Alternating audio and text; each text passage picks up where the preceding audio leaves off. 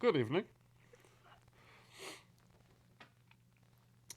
It's your host, Seeking, and today I'm with my co host, Flair. Hi there. Um, Today we're going to be mainly debating about subs, meaning subtitles in anime, versus dubbing in anime, or dubs. But before we get to that, there is one thing I wanted to talk about, and that, my dear friends, is the new trailer for the Harry Potter TV show. Because everybody's probably, well, also anybody who's really into TV shows and movies has probably already seen it or they've heard about it by now. And, I can't be not talking about it when it's the talk of the town and, it's somewhat my forte to watch TV shows. So I wanted to talk about that for a little bit. Nothing super long winded, but I just want to make a couple predictions. The biggest prediction I'm going to make about this TV show, like so many other TV shows who decided to just, shit in the bed, it's going to fail miserably. Oh, it's going to fail. People are going to try to sit there and make it seem like it's doing better than it is. Unless they recast certain members of the show, which I know they're not going to, then the show's just going to fail. People just are not going to watch it. Because for some reason, all of these studios feel like it's more important for you to get the message than for them to actually make good shit. Somebody is sabotaging all these studios. There's some is the thing in somebody's ear where they're like, "Hey, let's destroy these industries and everything that these people love about the industries and put in our own bullshit. And if they don't like our bullshit, then they didn't deserve to have the thing that they love to begin with, apparently." But here's the thing, we still have the Harry Potter movies, we still have the Harry Potter books. We're not going to die because the TV show isn't around. Same thing with Lord of the Rings. Same thing with The Witcher. Same thing with all the Marvel comics. All these industries that are deciding to implode on themselves can go ahead and do so. The fans will still be here because we still have the source material. And what will end up happening is that you'll have, once those people fail miserably, they'll lose all their money. They won't be able to get work in the industry ever again. They're going to Shawshank themselves at some point, and then somebody else who's an actual fan of the properties will come back and make a better one. Or we'll just stick to fan edits or something. Mark my words. Any thoughts, Flair? Uh, I guess I'll say that I don't think Harry Potter IPs have done well at all. I guess there's only been one that I know of, which is Fantastic Beasts and Where to Find Them. Um, That one's I even watched worse. that first movie and I couldn't finish it. It was absolutely terrible. It had a great premise. The first third of the movie was pretty good, but I think that they don't have their chops as far as that goes, and to recognize a lack of creativity and then go back and try and remake something that is already good in the first place already shows what where they're headed, where their minds are at, and what's Well, probably going to happen. well, here's the thing. Just like any TV show proposition, people get excited about the fact that, let's say it like this: any book that gets adapted into a movie, everybody knows that a lot is going to get cut out, right? Like, especially when you have massive books like Lord of the Rings and Harry Potter, where you're like, okay, we don't have the time or the budget to sit here and make 6 hour movies for all the crap we would have to explain in these books. But you know who has 6 hours? TV Who's that? shows. You can explain all the stuff that you cut out when you made the movie in the TV show, right? And that's kind of what people look forward to. It's like, okay, there was a lot of stuff cut out of Harry Potter, and there was a lot of stuff cut out of Lord of the Rings. Like a lot, like an insane amount of stuff. Like it's usually like when they say they trimmed the fat boy, they get some beef too. And so when you have this opportunity to like, oh, you're gonna faithfully adapt the book, and we get to see all the stuff that the movies didn't talk about, and all this other kind of stuff. People are excited about that kind of stuff. But when you come out and you openly say stupid shit like, oh, well, we're going to recast some of the characters, we're going to put in the message, and then we're going to sit there and also like put on our own agendas, then people don't want to watch that kind of shit. Because we didn't come here for you. We didn't come here for your stupid ideas. We came here to literally watch a shot for shot retelling of the intellectual property that we fell in love with in the first place. The arrogance. Like, could you imagine? I build up a brand of Coca Cola, right? Let's just say Coca Cola. I sit there and I craft Coca Cola.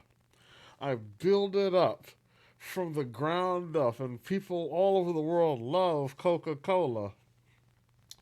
And then I hand it off to you, and you're like, man, everybody loves Coca Cola.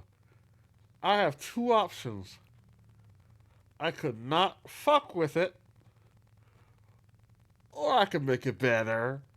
Because people love me. People like my drinks. Oh, what drinks have you made? Um, RC Cola.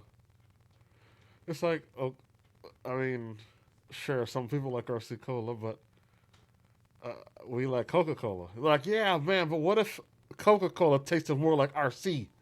I think you guys will love RC. And then they change Coca Cola to RC Cola. Does that sound like a winning strategy? Of course not. No, it's fucking not. So, The thing that they struggle with is they go back to reiterate these IPs because as good as it sounds when you say, they make the television show to put all the things that they had to cut out of the book back in the story. While that is the logical answer to why they do it,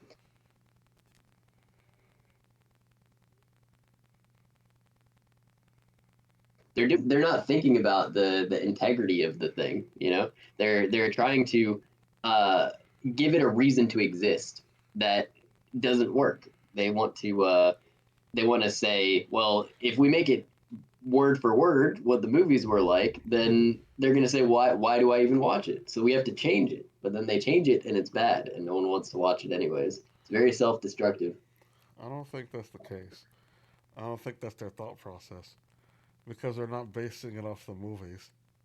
They're basing it off the source material. Here's what the problem is.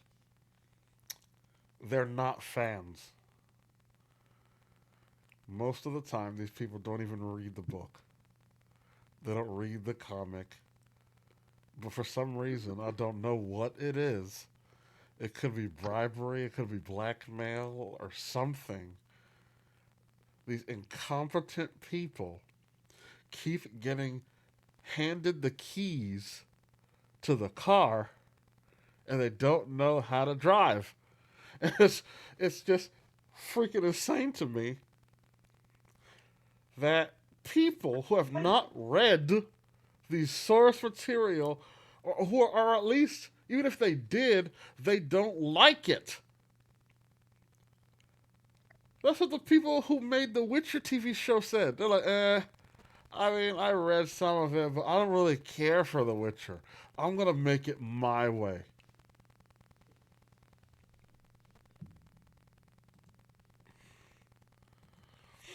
Right? I'm going to make it my way because I think it'll make it better. Or you'll have people who are like, oh, I never read it. I never watched it. I just really, I have an idea of what it is. I watched a little YouTube explanation, and then I decided I'm going to, because these are real things that these people said in interviews. So I was like, I'm not even making that up. They have not read it or Unbelievable. they don't like it. And then they get handed the keys, and then they fuck it because they think, oh, well, I really just want to do what I want to do. I couldn't make it with my own fucking ideas. So what I'll do is I'll take something everybody already loves and put my own shit in it, and then people will like it because they just have to see my stuff. That's what I think it is. It's like, oh man, they just have to see my ideas, and then they'll realize that my ideas are better, and then it's not, and then it fails, and then for some reason they still have jobs. I think these people should be drawn and Many quartered. times too. You got to wonder who's in that office saying this time it'll work. After all these failed IPs with these remakes, television shows specifically. That's what I'm saying, man. It's like they're allergic to making money. They don't want to succeed. I'm convinced that these people do not want to succeed. You can't want to succeed doing what you're doing. It's madness. Utter freaking madness. And I don't understand it. And I'm just like everybody else.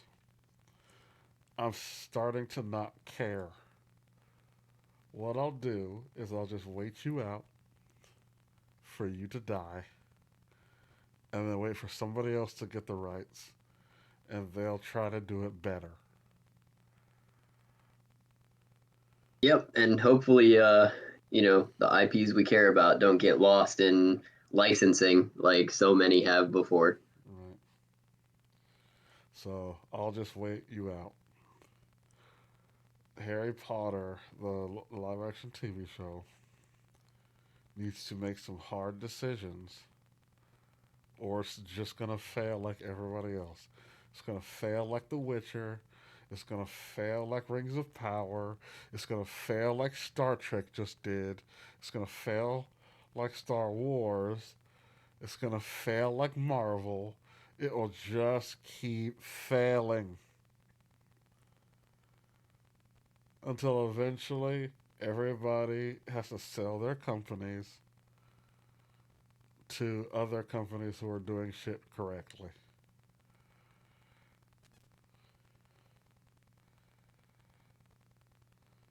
One day they'll catch a clue. Some smart person out there will fucking figure it out. But right now, all the freaking deep ditties that are in those high positions in these freaking studios have money to burn, or they're taking bribes or something. I don't know what it is. Maybe that's it. Maybe they're taking bribes. I never thought about that. Can you read some of these chats? I can't see them.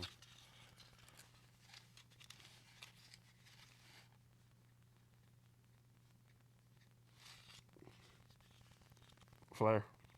Let's See, don't you mean right from Pro Girl? Because you said when they try to make it better, they fail, so they need to make it right instead. And then Green Queen says, "Will there be new characters for the Harry Potter series?" Um, I don't care, Fro Girl. It doesn't make a difference. Right, wrong, or indifferent. I don't go fuck. Do like, does that make a difference? I'm not gonna argue semantics. Fix it. Um, and what did Green Queen say? She asks if there are going to be new characters in the Harry Potter series. I'm not sure. All I know is that they made Snape black, and that's why everybody's not watching it. And they have a bunch of memes out right now that's just hilarious. Utter preposterous. And it's like you could have literally race swapped almost anybody else, and nobody would have gave a crap. But you can't race swap the main characters that are described as a certain color. You know what I mean? Like, tell me people wouldn't have complained if Harry Potter showed up on screen and he was a young Asian girl. They would have complained just as much. That would have been crazy. So it's like, it's just stupid. Ni hao, I'm Harry Potter. Like, what? Like, come the fuck on, man. It's just stupid. And I think, just like everybody else, people are just getting sick and tired of it. So, it'll die out in its own time. That being said, that's really all I gotta say about it. I had to just bring it up because it's a big thing going on right now, and I wanted to go ahead and make this prediction for everybody. They're going to have to make big changes, or they're going to fail. And here's what they're already doing: they're blaming the fans for being racist, which is not a winning strategy. Star Wars tried to do that. Um, what's it called? The Witcher tried to do that, and nobody cares. You can accuse them all day. You're not going to get their money. You know what I mean? Like, these people forget that they're businesses. So it's like, what difference does it make? You're going to lose your money regardless.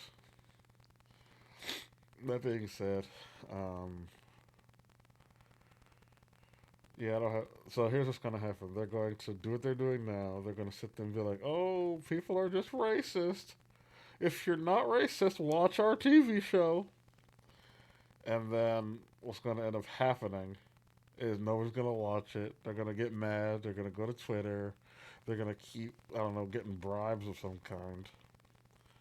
And then they're going to try to keep churning out the bullshit because they're probably under some kind of contract to make a certain number of seasons that nobody's going to end up watching except for content creators. And then they'll lose a bunch of money. They'll cope. And then it'll be over. Until the next failure. Man, nothing good is coming out, man. That's the thing. And there's so much bloat. Good luck finding it when it does come out. Yeah. New TV show every 30 minutes. And they're all like made in a no creativity factory. That's what I'm saying, man. Like, I don't get it.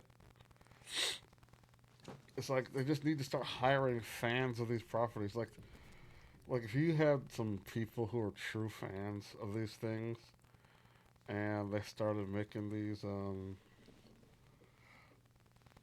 movies and TV shows and stuff, you'd be shockingly surprised how successful they could possibly be. Because that's what I feel like phase one and two of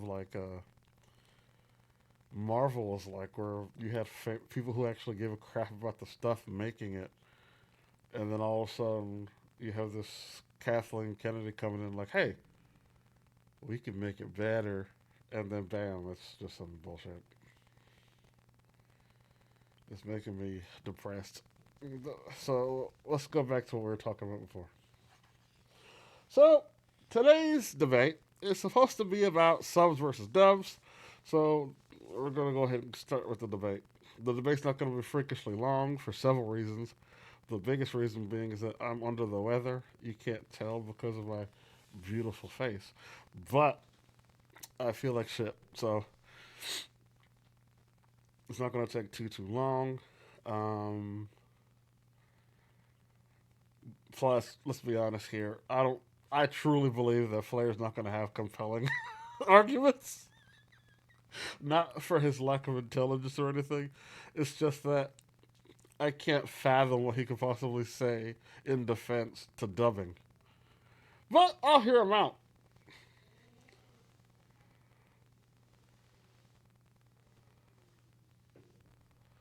Well, would you like to start us off? Okay.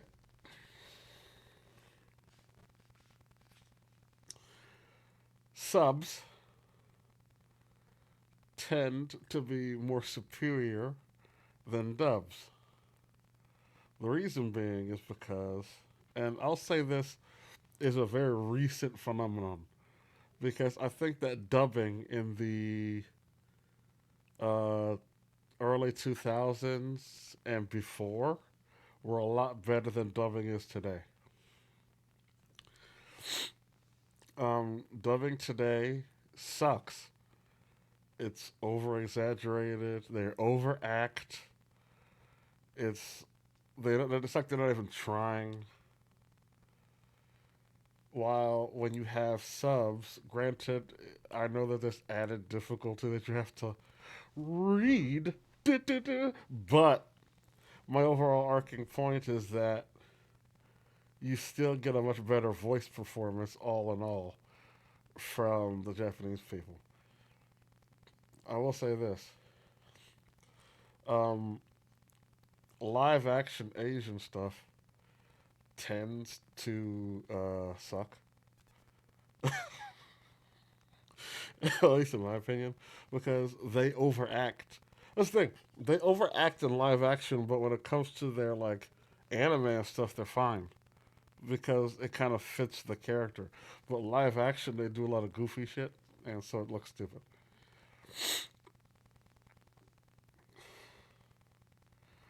So yeah, that's my opening statement.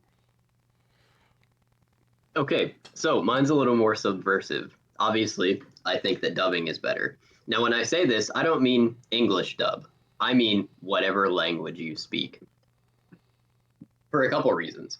First off, that I hold the personal belief, and I don't think that this is super contested in the community, that part of what makes anime so good is its animation. The fact that they can do things that you couldn't do, at least cheaply, in live action. They have a very certain style, and depending on what you like to watch, I like action a lot. They can get very technical with the way that they portray fights. Now, if I have to read what they're saying in the middle of two guys duking it out, it's going to take away from it a little bit for me. Everything good? Yeah, I'm fine. I just have. I told you I'm a little bit under the weather, and my nose is getting a little stuffed up, and I obviously can't do anything about it with the stuff on my face. Yeah, all good. So, a lot of anime, when it comes to the characters, they're very emotional. Everything that has to do with their character arc, for the most part, comes from what they've been through and how they're feeling right now. So when they're speaking and fighting at the same time, it's often portrayed as one thing, one physical being, right? A will to push forward. But that gets separated for me when I have to read what's being said and miss things that are happening on the screen and then come back to it in the first place. Now, I will give that English voice acting oftentimes is goofy as hell, and sub sounds a lot nicer. But with that being said, if you don't speak Japanese, then you don't actually understand if the voice acting is good or not. You may think it sounds nice, but language is made up of inflection, specific word choice, accenting, and Japanese as a whole. The language is a lot more toned down than English. It's very easy to tell in English, at least as an English speaker, what someone is feeling by the way that they're speaking. While in Japanese, it depends more on the language that they're using. All right. Now, So I feel like it's a moot point almost that it sounds better, the voice acting is better, because you wouldn't know that unless you speak that language already. And at that point, you're listening to a dub. all right. Now, let me explain to you why that's bullshit. That's an assertion that I don't think you actually have any evidence for. Who says that like, let's just, I'm going to use me in this particular case. Who says that I can't tell the difference between Well, good. if you can, then you have some basic understanding of the language in the first place, which would insinuate that you don't necessarily need the sub. Hold on for a second. I got to ban somebody. Such a shame. Jesus Christ. No promotions.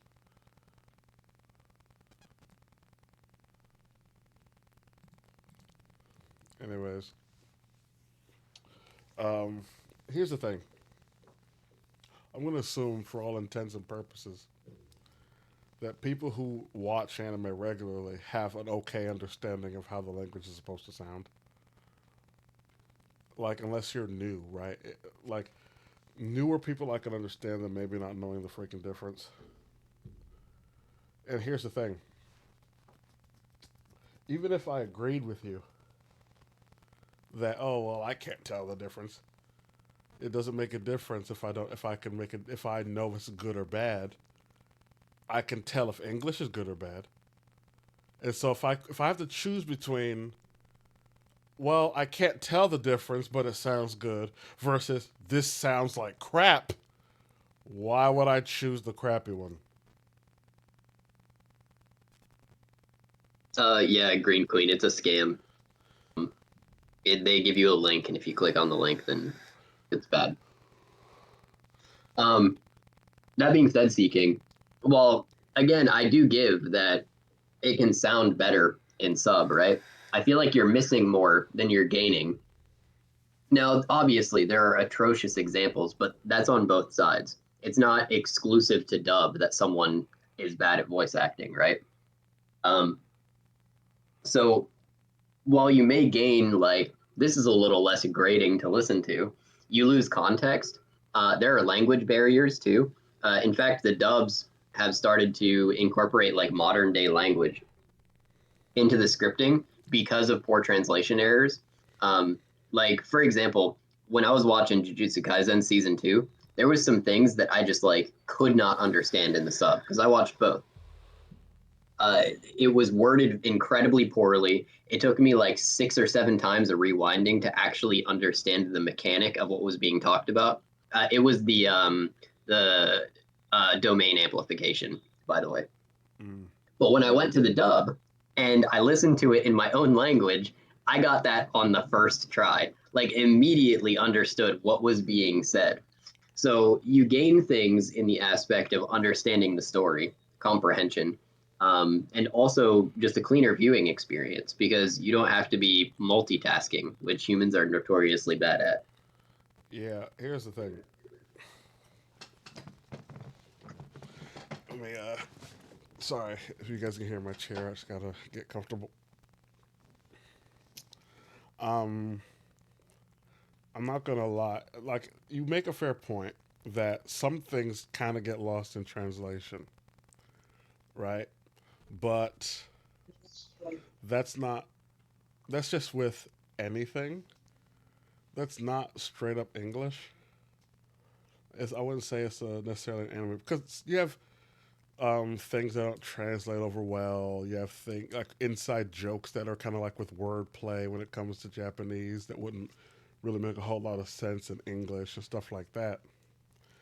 But that doesn't necessarily negate the fact that we're talking about just quality of voice acting. Some things kind of just sound better in the language that is kind of intended to be in, right? Because you have the benefit of having the kind of the creator there and telling you what this person's supposed to feel like versus a lot of times in dubs it's done overseas in a different country and they're like, oh well, this person kind of looks like he feels this way, I'll just wing it. There's a whole anime out there, very popular anime, where they literally just told them, we don't really know what it's about, say whatever you want. Are we talking about ghost stories right Yeah, it's now? ghost stories. That's a low blow, Sea King. That is Nah, a low nah, blow. because you know what it, because you know they just told them do whatever you want. And I mean, granted, I could bring up Hellcop if you know that deep cut. uh-uh, Oh, okay, I'd recommend looking into it. I will. I'll do it after. But my point is that like it's true that they've just straight up told them to do whatever they want, and that's because they have to just guess. They have to kind of guess, and it's just terrible sounding. And here's the thing that I don't have mercy for casuals. Like nobody told you that you had to. Nobody told you had to multitask. Sit down and watch it like any other TV show. Like you got so much stuff going on that you can't sit down and watch a TV show. You can sit down and watch a movie, but you can't sit down and watch a TV show. If it was the Real Housewives of Atlanta or some crap, I bet you sit your stupid ass down and just watch the damn thing. But all of a sudden, when it comes to freaking anime, it's like, oh man, I have to be playing a game or reading a book. Or like you don't do that crap normally. Well, here's a clarification. I don't know if this was an individual point, but I did say the word multitasking earlier. When I said that, I meant like trying to see the animation and read what they're saying at the same time. That's another thing. Are you guys illiterate?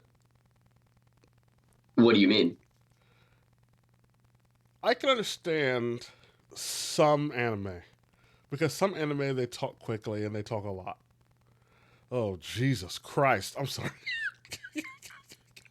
I saw this paragraph that Frogo just wrote, but give me a minute before I read that. I'm gonna see what I want to say. Um, Here's the thing: when I first started watching anime, I used to have the same issues that a lot of you guys did, where I was having a hard time keeping up between watching the television show and watching watching the television show and reading the subtitles. But then, as time went on, I just learned how to read faster, and then I also, and it's like, here's the thing. Yeah, you just learn to read faster. I don't think it's a huge issue where it's like, oh man, the subtitles just going by so quickly that you can't glance down and look at the words and then look back up. And then again, as you kind of learn as you watch more and more anime, it just becomes a lot easier. And sure, if that's an added step, then it's an added step. But sometimes you have to just face the facts when it comes to quality, right? It's like dubbing in almost every other aspect is always shittier. Like I can't think of, and like even outside of anime, right? Like if you watched a French movie with English dubs, it's going to be crappier. Oh, sure, you can understand it, but I've never in my entire life watched anything that was dubbed and it was just like, man, chef's kiss. like, like it's usually just shittier, and so it's like I'm not willing to sacrifice quality just because I can't read fast enough, I guess. Well, see, here's the funny thing. That last thing you said, you don't want to sacrifice quality. I'm of the exact same mind. I've never watched a live action TV show or movie dubbed either. I always watch it in sub. But that's because the way these characters are moving in anime is physically impossible for human beings. You cannot move that fast as a human. And you got me tripping if you don't think that they don't care about the quality and effort of animation that goes into every last blow that happens in that 0.5 seconds. Like if you Naruto versus Sasuke, I haven't seen it. I've seen the clip, where they're in the water fighting each other. I Uh-huh. think it's Shippuden. Um, they are fucking like punch, parry, block, turn, sweep, kick. All this shit is going on at once, right? And if Uh-huh. there's a conversation during that time, you are going to miss something. It's just a fact of life. You're either going to miss part of the animation or you're going to miss part of what they're saying. Yeah, but here, see, I'm going to tell you something that you may or now. I'm not going to accuse you of lying, but I'm going to have to come down on you a little bit in regards to what you just said here. There's not talking during action scenes. Oh, absolutely, there are. Now, Like hold for on, hold on, hold example, on, hold on. I wasn't finished. okay, When I said there's not talking during action scenes, I don't mean pseudo action scenes where it's like you wind up for a punch and it's like, I'm coming for you. You're not gonna destroy my family. And then like I'm not counting those. I'm talking like if I played the fight scene that you just talked about with Naruto in both times because in Naruto and Sasuke fought at that same lake twice. At the end of like towards the end of Naruto, before Sasuke separated from Naruto, and at the very end of the series, it was supposed to be poetic because that was their first big fight was at that lake, and then their last fight was at that lake. right. That I would say 95% of that whole cutscene or that whole scene was talking in the beginning and then straight hands. Okay, I of course I believe you. You've seen it. It may have been a poor example, but I can bring up a bunch of different examples. The Blood Dude and Geto in season 2 of Jujutsu Kaisen, the entire Sukuna and Maharaga fight, the entirety of Demon Slayer. I mean, for the most part, right? Sometimes they go first form, and then nothing's happening on screen. But there are times they're actually fighting each other, like in season 2 at the very end with the Sound Hashira. Um, Shangri-La Frontier. That's a very like Hunter x Hunter Battle IQ style show, but they're always moving and doing some shit while they're talking about it. Yeah, but it's never fast paced zoom zoom zoom action during words. It's usually like even in Jujutsu Kaisen. Because here's the thing: I've not watched Jujutsu Kaisen. I've only read it. I think I watched a little bit of the first season, but the rest I just straight read the manga. So I don't know what you're talking about. But even the small clips that I've seen of Jujutsu Kaisen, when they kind of talk and then bring back, like I'll give a good example. Um, what's the dude's name who had like extreme physical strength, but he had like no Oh, cursed Toji. energy? Toji. Yeah, Toji. Yeah, and he has like no cursed energy, but he got brought back like as a zombie or whatever. He had like black eyes. Uh huh. Yeah. When he was fighting, they talked intermittently somewhat through the fight. Every time he shows up and it's just, okay, this dude's about to go absolutely ham, there's very little talking in it, like, oh no, I have to try this. Or, oh shit, that didn't work, I have to do this. Or, oh my god, this is my last chance. And if they do have like long soliloquies, it's slowed down or the scene moves. It's never okay. We're getting ready to fight. 7 years ago, it's not that. That's not true. Well, I feel like you're splitting hairs at this point. You're going from saying that, I mean, what I'm saying is that the animation and talking happen at the same time. It's not like they stopped drawing for people to talk to each other. So what at this point you're talking about how much of it you're actually missing. I'm just saying it's happening at all, which is something that That's bothers me. unescapable. That's like you could make that same argument about like if somebody was talking during John Wick, even though it's in English, because you're getting distracted. Just somebody talking about something is distracting in of itself from the action. That's why in a lot of action scenes, there's just not talking. Can I ask you something? Sure.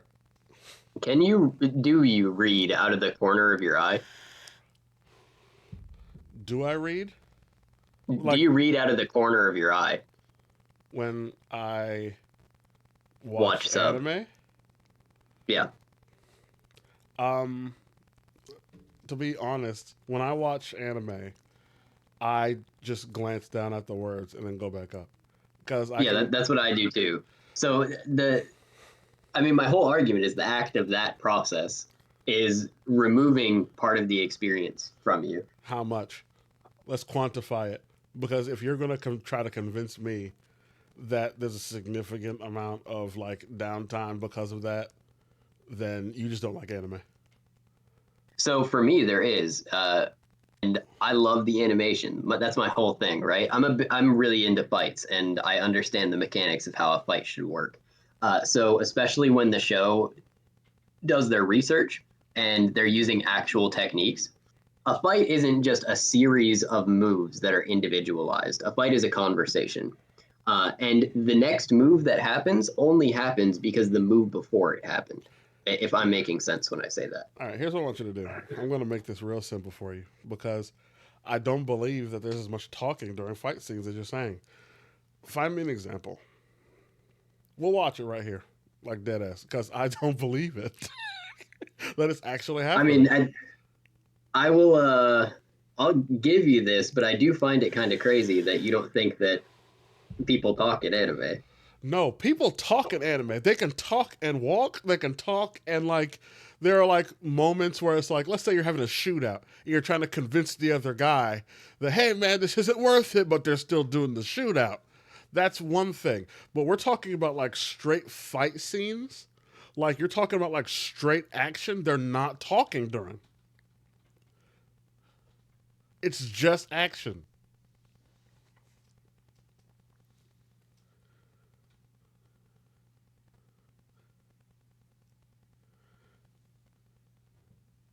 I'm gonna read some of these chats while you sit there and think about something. All right, let me see what fair. Let me see Well, what I'm trying to find an example since you wanted it. I will say this real quick though while you read chats. Another example outside of the realm of fighting, Monogatari, you have to pause the hell out of that anime. And it takes like by the end of it an hour to watch one 20-minute hold on for a episode. second. Monogatari. Are you talking about Bakemonogatari? Yeah. I want you to tread carefully. That's my favorite anime. No, there's nothing wrong with it. It's just it's so dense, and if you want to actually understand the symbolism and what's being said in the sub, you have to take an hour I for a would, 20-minute I would, episode, basically. I would make the argument, and I can. If it was in English, you'd have to do that. You know what? That's fair. I'll give that to you. But do you think it'd take as long? I don't Do you think think you. it'd take as long? I think you'd save a little bit of time, but not a lot. And the reason is because of the symbolism and words that pop up on the screen too. Like that's one of the biggest reasons why I almost never recommend it to people because you would have to take your time and pause during like you've seen it, right? So it's like they'll be talking about something and then an image will pop up on the screen and it has something to do usually what they're talking about. It'll have a bunch of words. Even if they were in English, it would still take a long time. It'd have a bunch of words and symbols and snails and cats and like whatever's going on. And so it's like that's just a different kind of anime. So it's like I don't think you're saving. You'll save some time, not a lot. But let me go ahead and read these chats. Anime dubs are way better than live action dubs. It's like the anime voice actors actually care. With that being said, I prefer dubs for the same reason that was mentioned earlier. If I'm watching something like a thriller anime and something was done in secret but shown to the audience, we would miss it due to reading. That causes confusion and sometimes they talk so fast and we have to pause to get it. Green Queen then says, and I don't watch reality garbage. Okay. She also says, I watched Crouching Tiger, Hidden Dragon, and that was subbed, and it was so action packed. And if it was dubbed, I feel I would have enjoyed it even more. Frogirl then goes on to say, as we know, most everything I watch is subbed, but when it comes to anime, I like to be immersed in it. And then Green Crane says, exactly, Flair, referring to something I'm not quite sure. Hey, can you hear me? Yes. My internet is flickering really hard. I keep getting kicked. Uh oh. That's unfortunate. Or should I say convenient?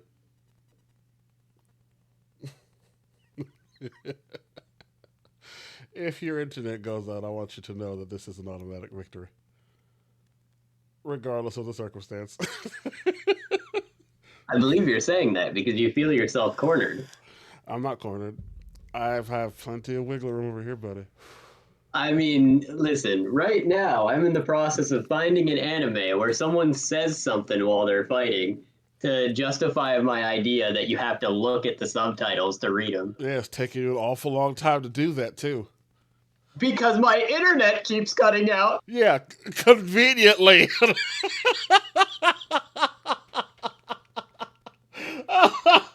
We're back to square one. Oh, man. Sit there and tell me all that bullcrap.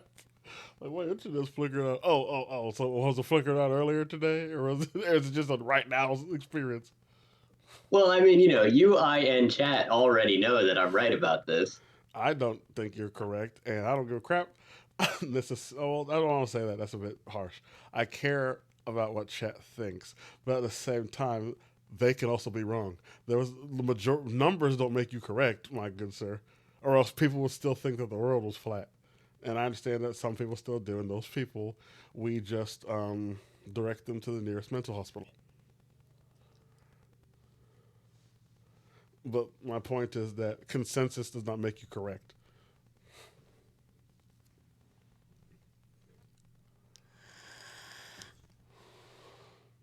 I guess it all boils down to whether or not, because you're saying that. So, is what you're saying is that the quality of an anime goes down because you have to read the subtitles? No, your viewing experience gets diminished because you have to basically blink for 5 seconds every minute when you're watching a subtitled anime. And in and I'm saying that the quality goes down. So the question comes to how much is your viewing experience diminished compared to the actual quality of the anime, and I mean, how would we quantify that basically? that depends on the kind of person you are, right? Because I'm someone who really enjoys the animation. Someone who really enjoys the story. It would be diminished for them, not by the fact that they talk while they're fighting, but by the fact that they don't actually understand what is being said or what the story's about because of language barriers and inflections and specific emotions that don't translate. I can tell you a technique that I've mastered in my many years of watching dubbed anime. You asked me a question earlier, but you kind of asked it in a way incorrectly. You asked me if I can read while basically through my periphery, correct? Yep. I asked you if you read anime subtitles in your peripheral vision. Yeah, I tend not to. But do you know what I can do? I can watch a picture move in my periphery. What I've learned to do is when I'm reading, I can still see what's going on.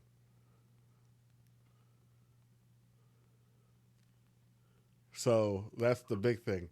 The reading in your periphery is not the issue. It's whether or not in your periphery you can watch moving pictures. See, here's my problem with that is, and maybe this works for you, right? People are different. I've only ever seen from my own perspective. But for me, it is much easier to have my eyes focused on one thing and my ears focused on another than have my eyes try and be focused on two things at once. I mean, I guess, but here's the thing, and this is why I said I don't necessarily have um, um, a whole lot of sympathy when it comes to casuals in a way. If you listen to a language long enough, you start to pick it up, don't you? How long have you been watching anime? A long time, man. Like, if you had to quantify it in years, 14 years, 15 years. right? How long do you think it turns? Now, I'm not saying you're actively doing this, but let's just say you were actively trying. How long do you think it takes a regular person to learn a language? It would take them much longer than 15 years if the way they were trying to learn it was through slang and anime tropes. That's not. That's quantifiable. No, I don't remember the study specifically, I'm but gonna. learning the language naturalistically and learning it through, basically people who are expected to already know it are very different. I'm gonna tell you for a fact that that's incorrect. And the reason why I can say that with a fact is because I have actual examples of people who have learned the language through mediums in that way and learned the language well enough to actually be able to communicate. And I'm not. The study that I'm pulling from, I can look up what it was exactly, but it was a Korean exchange student in college, and they spoke English, but they did it like a 50s mobster because all they watched were those like really seedy revenge stories Uh, in English. And he was almost impossible to understand because he was using slang and dated language like they were actual, verbiage and well, that's nouns. his own fucking fault. We just told him to just like gangster stuff. I mean, I'm saying it's the same thing with anime. Well, yeah, but it's not necessarily. You're not watching just one genre of anime, and I'm expecting you to learn Japanese because everybody talks like a delinquent. I'm not saying, hey, Oh only man, watch, huh?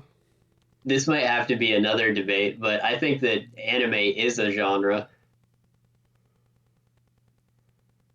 Let me think about that for a minute. No, wait, no, it can't be because there's different genres within anime. Sure, but I think that by and large, they're pretty much the same. What? What does that Yeah, I mean? mean, different things happen in them. There are fighting animes, and they're like, school life animes, and they're mystery animes. But at the end of the day, you still got kind of the same vibe going about it. You aren't going to pull up one anime that doesn't have that annoying gasp in between every word,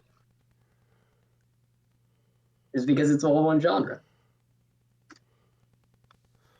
Fro Girl sent me a video clip. Oh, good, because I'm still looking. Hold on for a second. Let me um, see if I can pull it up. Guys, I'm telling you right now, if it's some bullcrap, we ain't using it. Or should I post it in the beach banter? Yeah, because that's for the debates, right?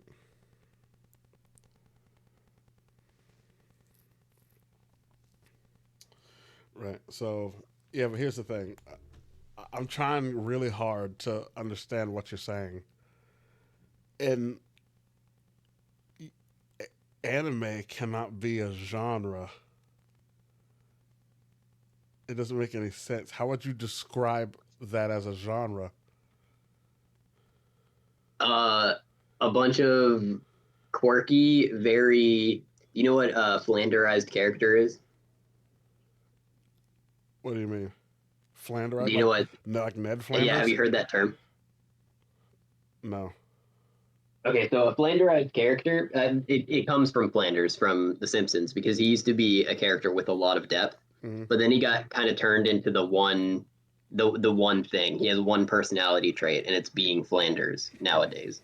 Right. So the way I describe anime is as a story that contains a bunch of quirky characters that are all flanderized, or at least in the direction of one specific emotion. That struggle to find placement within each other's lives. That's all anime. Besides the fact that that fits almost no modern anime that exists today. I completely disagree. Can you just name one off the top of your head? Reincarnated as a slime. Okay, so that's about a bunch of very specific characters, quirky characters, like the lizard guy that owns the kingdom, right? Uh huh. What's another one?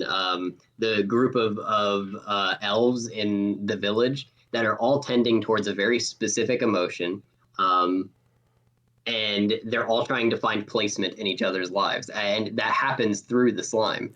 Yeah, The slime but they reconciles everybody's emotions until they can either get along or they have to fight each other. no, but they all have depth.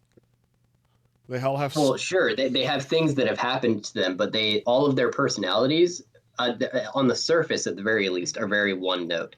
I've never met an anime character who their first sentence I go, "This is a very deep and tragic individual." It's always later when you get their backstory that you feel for this kind of poster of an individual. That would imply that everybody's backstory has to have a sadness element to it or a tragedy element to it. Not Not everybody's. necessarily. Hold on, not everybody's life who has depth has to necessarily. So that's the thing. So what you're saying basically is that anybody who's content with their life is basically Flanders. No, no. What I'm saying is that in anime specifically, the depth always comes from excess understanding of the character. It never comes from their initial outward appearance. I've never personally met a character in anime that they get on screen and within the first episode I've seen them just talking, I go, this is a very deep individual. It's always from a backstory or from living with them for a very long time, like, in Shonen, where you see them grow from a kid, and by the time you're on to episode 560, you're like, wow, this guy's been through a lot and he has depth to him. Give me It a comes from extra context. Give me a non-anime in which you experienced exactly what you just described to me on the first episode. Breaking Bad.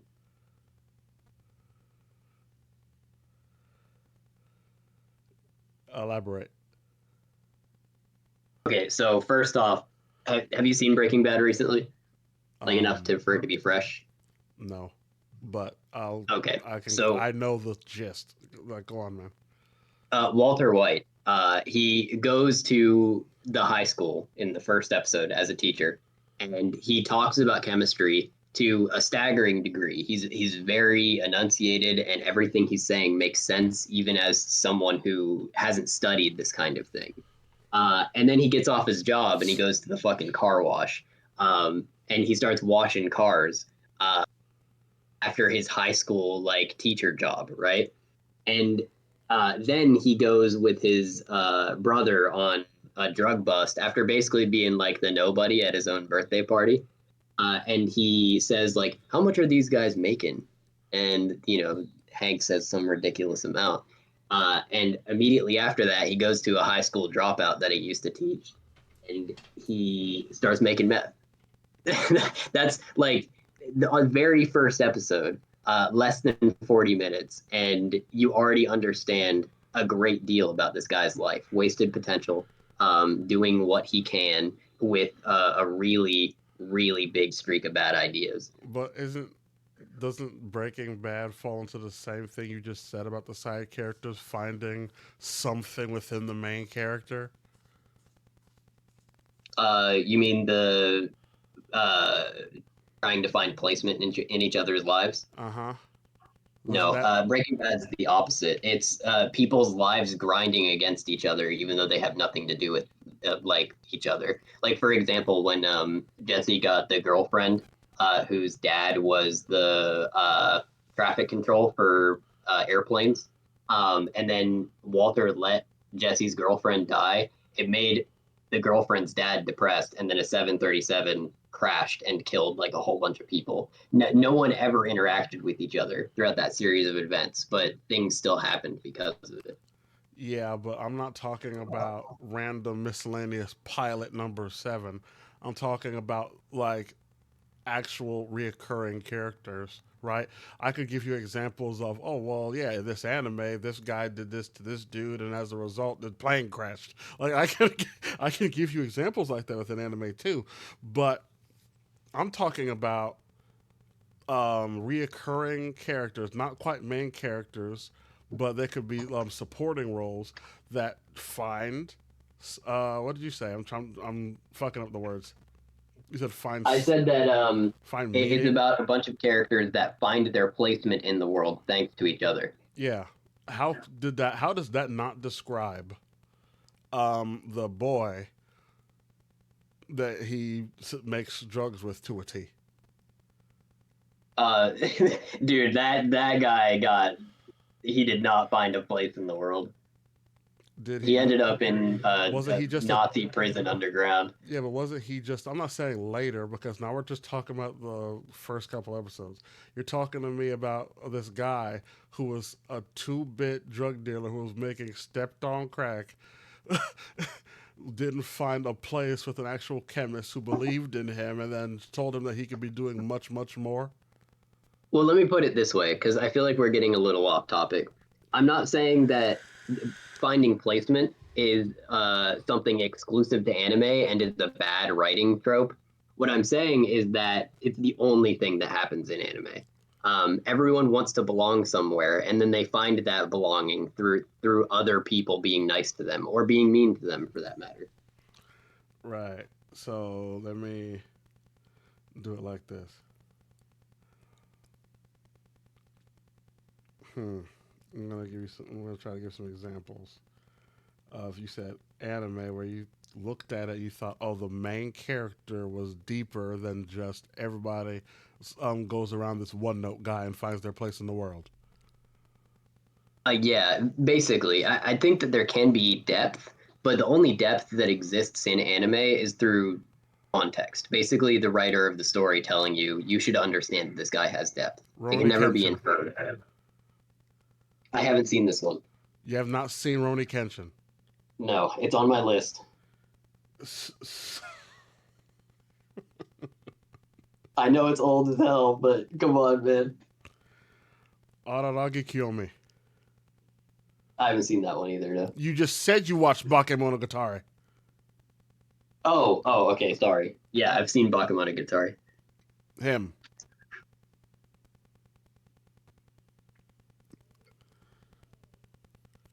I think you cut out. Him. Hmm.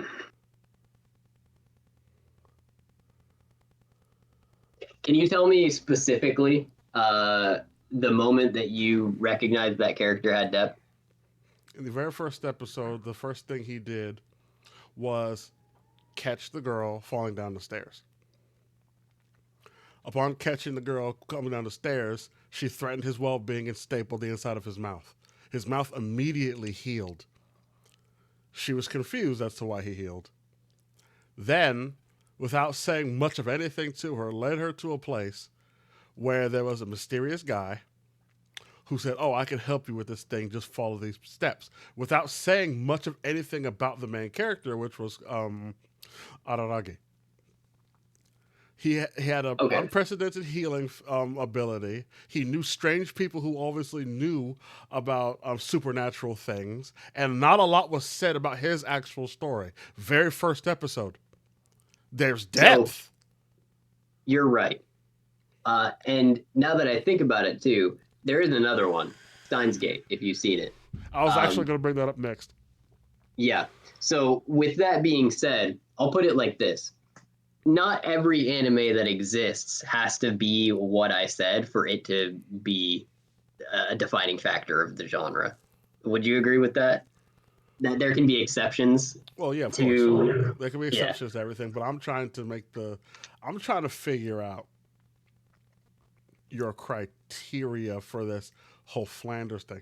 I'm not going to disagree with you in the aspect that there are a lot of anime, and I talk about this because I've talked to this about with Verzu about it because it is something that's very prevalent in anime where the main character there's really the two types. There's the ones that you're talking about where the main character has depth and he has to go through change and things of that nature, and you have great character development through that. But then there are animes where the main character is where he's supposed to be and he brings about change in others. I use Dragon Ball Z as a perfect example of that. Yeah. Because Yeah, that is a Dragon good Ball example. Z, Goku never changes. Goku has been the same person since the first episode of Dragon Ball to the last episode of Super. He's always been that guy. There's no growth or depth because what he's doing is correct. What he does as a result of him taking his stance and him being in the right is bring about the changes in others as a result of his nature. So, because of his mercy, because of his compassion, because of his understanding and all those things, he brings about the change in other people. And those people then develop really well and they have depth as a result. You see what I'm saying? Like Piccolo is a good example of somebody who used to be a demon king. And then he learned through his interactions with Goku's family how to love and be friends and things of that nature. Vegeta, who was a slave his entire life, figured out that there's more to life than just fighting and doing this, developed a family and things of that nature. And all those changes, just being in the proximity of that person brings about changes in your life. And so I don't, that's the thing, but that's the way their characters are designed. I don't think it's necessarily a flandering. Like I say, I'm more offended by the term because it's like, there's a reason. It's like because even in real life, there are people you're going to meet who just have their shit together and they decide I'm going to help other people. Just by being in the proximity of good people, it will change your life. Yeah, that's for sure. And I just so, think as far as anime goes, like there are archetypes. There's an archetype of every character that's going to exist in anime that you're ever going to see. There's the edgy guy and the girl who gets real embarrassed, and the we can do it guy, and the teacher and the student. yeah, there are obviously archetypes. But my biggest thing is that because I'm just gonna I agree with you that I would say half of anime, definitely, like at the minimum half, have that character, and the other half have anime main characters that have some level of depth to them. Um, Mhm. Real fast, let's work backwards. Back to Sub and Dub. No, we're gonna work backwards one step at a time here. Back to Okay. anime being a genre. Yeah. What was your freaking argument for anime being a genre? Basically, that they all revolve around different topics, but they all have the centralized same theme. Right. That's not true. I don't know. I really think it is. That would imply. Okay. I'm going to name 3 anime that are vastly different from each other. And I Okay, need you to I like tell this. me how they share the same centralized theme. Hit me. All right. So let me think of these 3 anime real fast.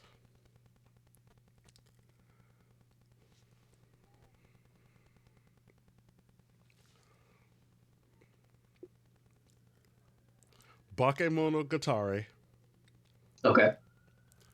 Vinland Saga, Right. and Monster. Every single one of those stories revolves around doing what you have to do.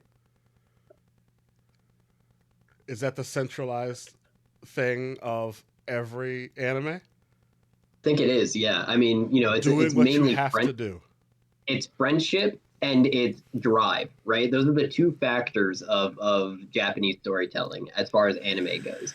It's I can do this because I have people around me that care, and I can do this because I have to do this, and there's no other Now, choice. let me ask you a question that I think is a pretty good one. Yep. How could I not extrapolate that to everything? Because it's so very specifically Japanese culture. I can make the argument that I can, if you told me anything any show, any movie, it would be the exact same thing. Because Well, what here's you're the failing to right. realize is that what you just said is so intensely broad that it fits everything. Here's the thing, though. I'm saying this to someone who understands anime, so it's kind of within context, right? I could extrapolate, but all I have to say to you is power of friendship, and you understand what I'm saying. That's not power of friendship is very vague, and it's definitely not something that would naturally tie to anime, but it is an anime only concept, and It you know what can't I be an mean when I anime say only it. concept because it So the whole extrapolates to everything. right, but again, when I say it, when anyone says power of friendship, they're not talking about everything. They're talking about like the end of Soul Eater. You know what I'm saying? That's not true. It depends. That's subjective. There are plenty of Okay. TV shows. Hold on. There are plenty of TV shows that are not anime or even anime adjacent that you could that if let's say somebody only watched Marvel, are you and I could say the power of friendship is prevalent in every single one. But can you name me one thing that's not anime where friendship literally turns into a physical object in the world and does magic? So, Because I'm I can name you like four anime that do that shit. give me a answer the question one more time. I said, but can you name me one thing that isn't anime where the concept of friendship literally turns into a physical object that does magic and puts a band-aid on all the problems? On all the problems. Yeah, because I can name like four anime that can done that have done that off the top of my head, but I can't think of a single like television show or movie or Name the four because whatever. I kind of need an example. Okay, so obviously Soul Eater is one of them. Another one of them is My Hero Academia. Uh, Sailor Moon is another one of them. And what would be a good fourth one? I don't know. Fucking. Oh, Shaman King. There's another one. Right now, let's. I'm gonna try to do this to the best of my ability. Tell me how the power of friendship in Soul Eater fixed all the problems. Okay, so the Kishin is literally described as the source of all problems. It is the embodiment of evil and pain. So when uh, what's her name? Maki? Maka, Can't remember her name. Maka. When she got super sad because she read the postcard from her friend, and then she realized that there were people that cared about her, and that raw emotion literally murdered the embodiment of evil and suffering. That's how it solved all the problems. right? And then the anime ended. The embodiment of all problems is a fallacy, But right? that's the story. No, hold That's on. It that. I'm doesn't. not It doesn't. saying. Yeah, but here's the thing: it's a fallacy within the story, because here's the thing: if that person died, did world hunger end and everybody went to heaven and all the puppies revived from the dead? Like that's the thing.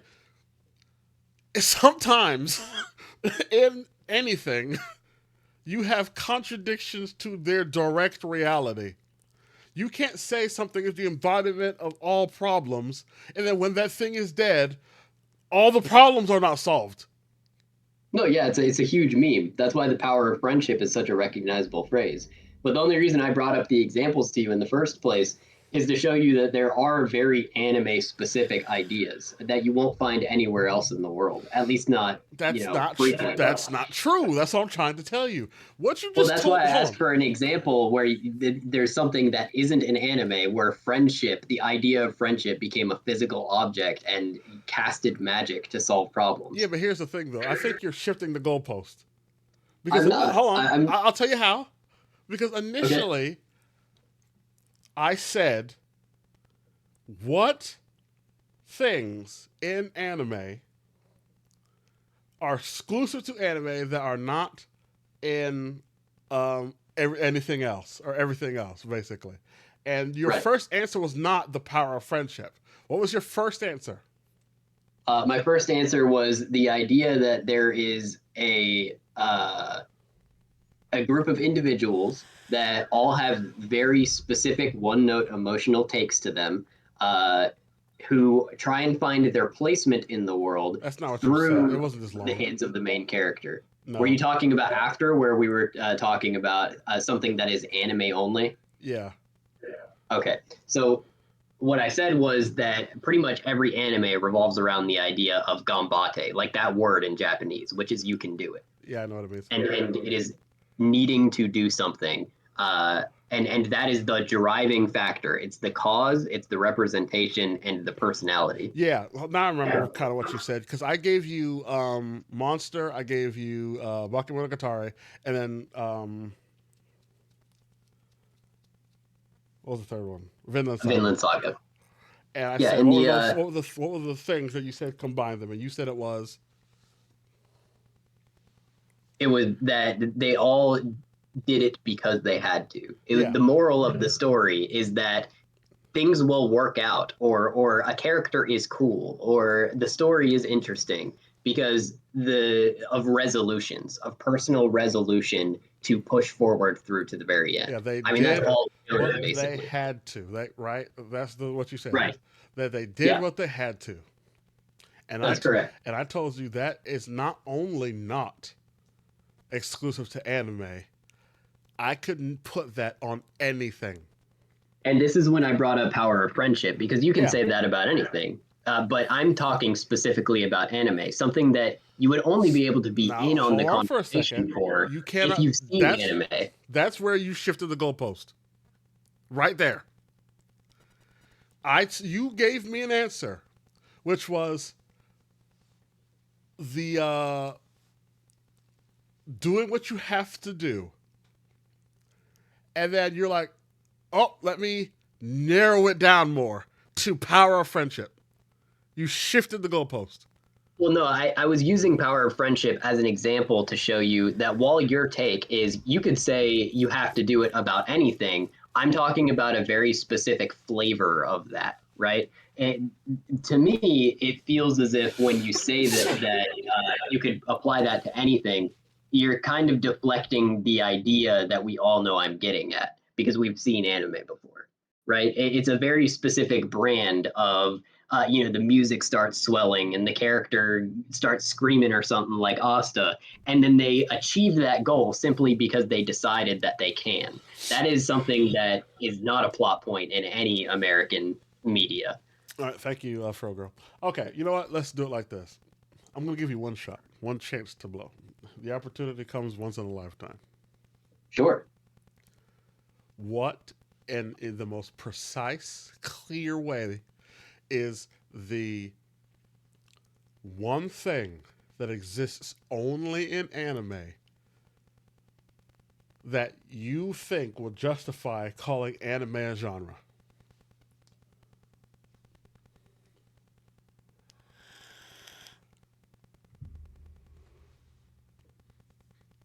Okay, I think that this is the best answer that I could give you. And it might not be the perfect answer or even your favorite, but I do think that it has undeniable qualities to it. And it is the culture that anime has cultivated. All anime are unapologetically anime, and anyone who has watched it know exactly what that means. That's the most that's the most vague answer you've given But so here's the far. thing, I don't think it is. I don't think it is at all because the whiny moany girl voice acting and the annoying dude with the nosebleeds and the Akihabara style. There's the guy who's like the techie weirdo pervert, and it's impossible to watch any anime with the uninitiated because they're gonna think you're a freak for if they've never seen it before. But that's all And cultural. exactly. That's what I'm saying. There is an anime culture that has been developed over the course of these stories being written that is exclusive to anime. It's not just Japanese culture that's in anime, it's anime culture that's in anime. That's why when you turn on an anime, you're watching an anime, right? It's not just a TV show. You're like, I want to watch TV. No, it's I want to watch anime. I'm trying real hard. So by that logic, French media is also a genre.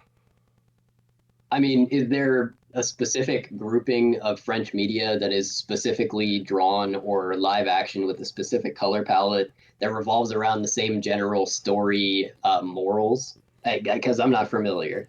Then let's just say yes. If that were the case, if there was a French media that was called a very specific thing that referred to nothing else, and they all had roughly the same story progression and character ideas with pre-established personalities and story beats, then yeah, I'd say that that French media See, as a you're genre. you're putting in a bunch of stuff that I don't agree with. Because what you're failing to realize is that animes vary vastly. There is no predetermined anything. There are a lot of copy paste of a lot of things that exist in everywhere. But for you to say that Berserk and Puri Puri Princess have the same underlying anything is fucking bullshit. It's a lie. I don't know. I mean, listen, man.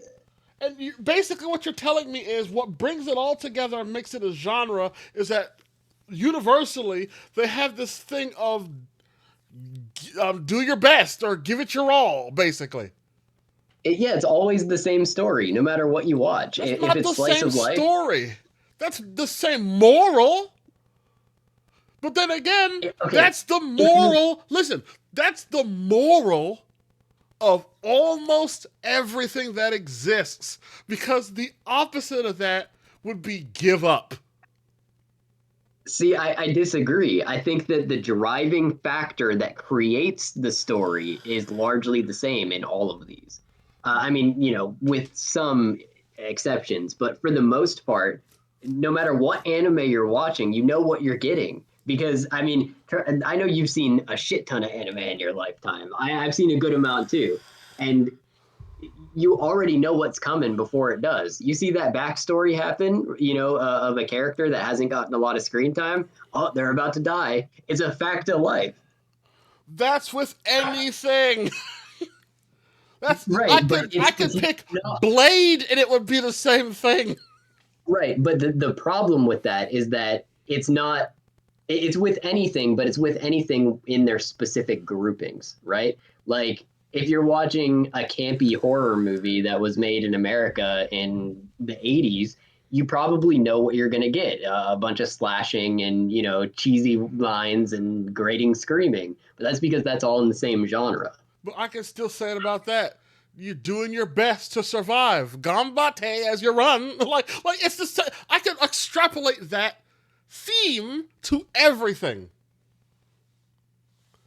It's not Only anime if you're exclusive.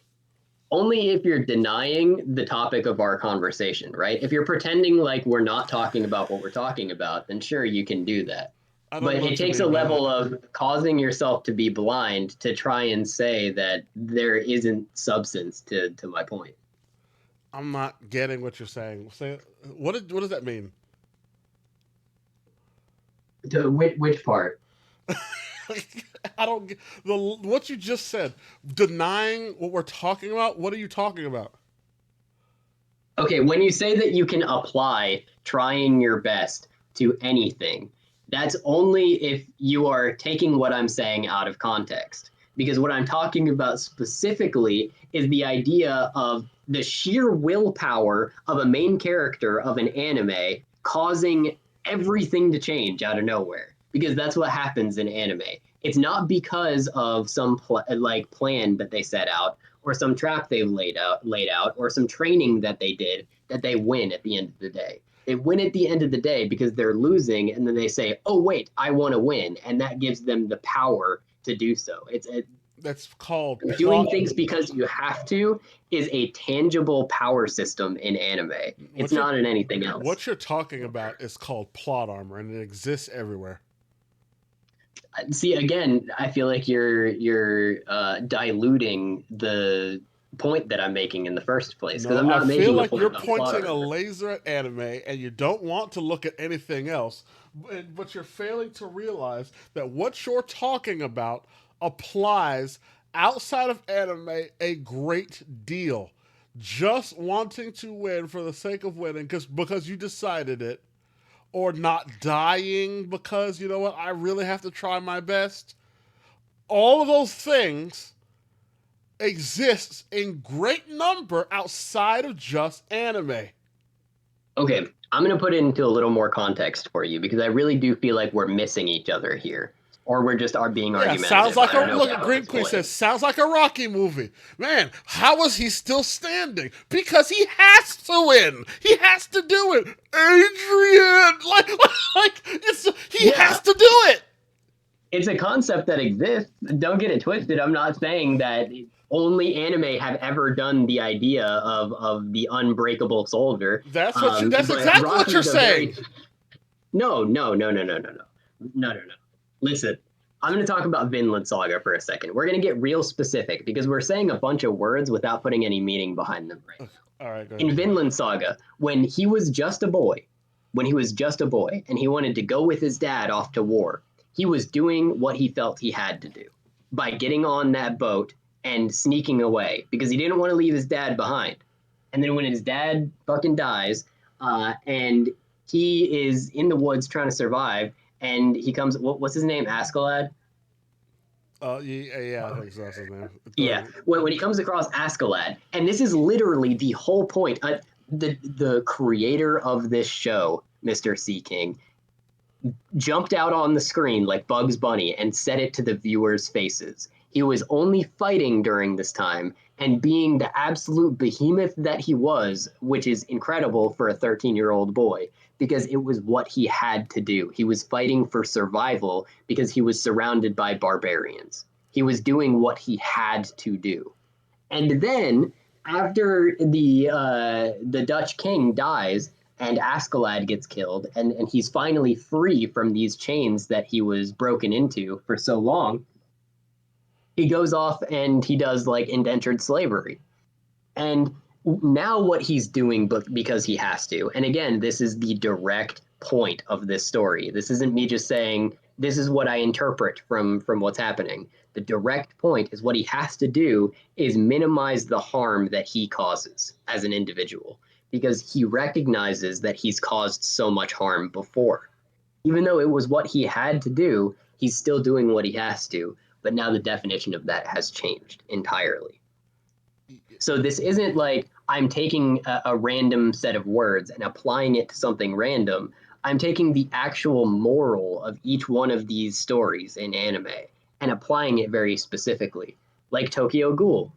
When he eats human flesh, he's doing it because he has to, but he feels real bad about it. And then he starts to care about the people around him. So he joins Agiri Tree and he tries to bring down the doctor that was experimenting on what's her name. And he did that not because he wanted to leave all his friends behind and really upset Toka and abandon his coffee shop. He was doing it because he had to, because he was strong enough to protect the people he cared about. Let me ask you a And so question. he had to do those things. Why? What do you mean? Why did he have to do that? Because it was his only option. It was, again, these stories make it very clear. It was the only presentative option that existed in his life at that time. Yeah, it was. No, it wasn't. You've read Tokyo Ghoul, right? I'm talking about Vinland Saga. Let's go back to Vinland Saga. Okay.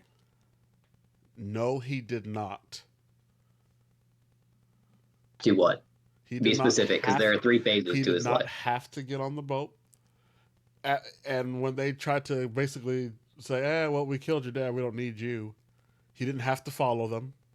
He could have got off the boat at any time. He could have went back to his village. He could have been a farmer and lived the rest of his life. He didn't have to do anything.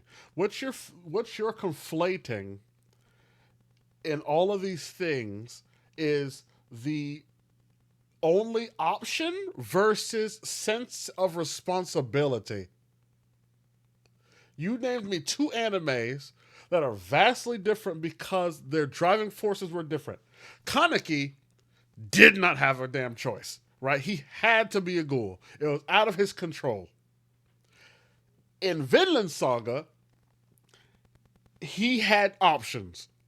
Where they said, like this thing, everybody has options, usually. Unless you're put in a life or death situation, right? If I throw you in a pit with a lion, it's kill the lion or die. Those are your only real options, right? Because the lion's going to actively try to eat you. Yeah. But you're confusing that level of do what you have to do with sense of responsibility, especially when it becomes cultural, because now you're talking about Vikings and Norse and all other kind of crap, where it's like revenge is a very big thing in a lot of cultures, where it's like, my father was murdered in front of me. I have a responsibility to try to avenge him, to uphold his name and his honor and all those things, because he was attacked unhonorably. And so that's the difference that you're kind of missing here. Those two are not even the same. See, here's the thing. I feel like you're still on this point of taking the words "doing what you have to" and using it from a perspective of someone who is critiquing a work. When I say this, it's not necessarily my opinion on the story. It is the symbolism and the point at which the story was created. Another example, My Hero, right? Everything that kid does, as stupid as he can be, he does it because there are people around him that he cannot let down. It's not within his personality to be able to do that. He's not programmed to have any other choice, because his only choice in his mind is to save as many people as he can. Right. So he's doing what he has to, right? This isn't my personal belief on the story. This is what the story was written with the mind of. He's doing what he feels he has to. That's not the point of the story, right? The point of the story is that the point of My Hero Academia was you have this kid who looked up to a superhero in a world where everybody gets powers. He happened to be the very small minority of people who didn't get powers. Now, he had options. He could have done like all the other powerless people and go to school, regular school, get a regular job, and do that. Then he was faced with a choice, another choice. That's the thing. It's all about choices. That's what life is all about: choices and trade-offs. A choice came to him, almost like the red pill and the blue pill. I can give you my powers, and so you can either take my powers or not. He then made a choice to take the powers. Then he was getting faced with a lot of other issues, a lot of problems as a result of his own choices. None of those were what he had to do. Those were things he felt like, those were things he wanted to do. Let's be perfectly honest. That's what it is. It's not what you had to do. It's what you wanted to do.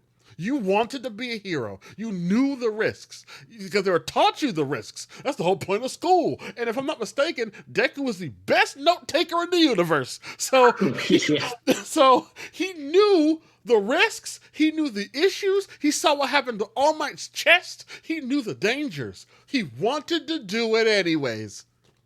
So there's a vast difference between, and that's a thing I'm bringing up now.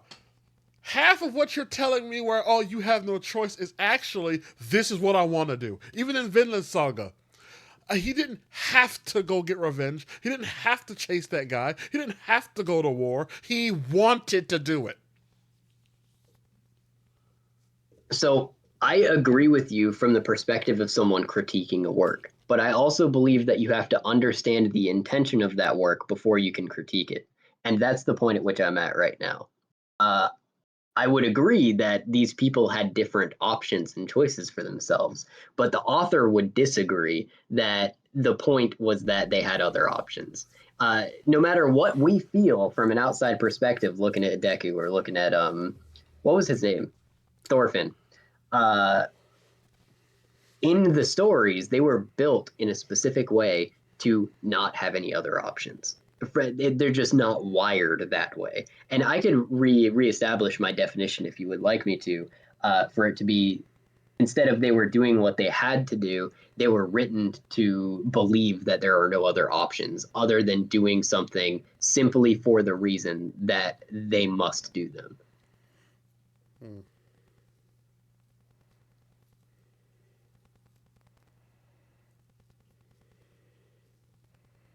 Do you know what an intentional fallacy is? Yeah.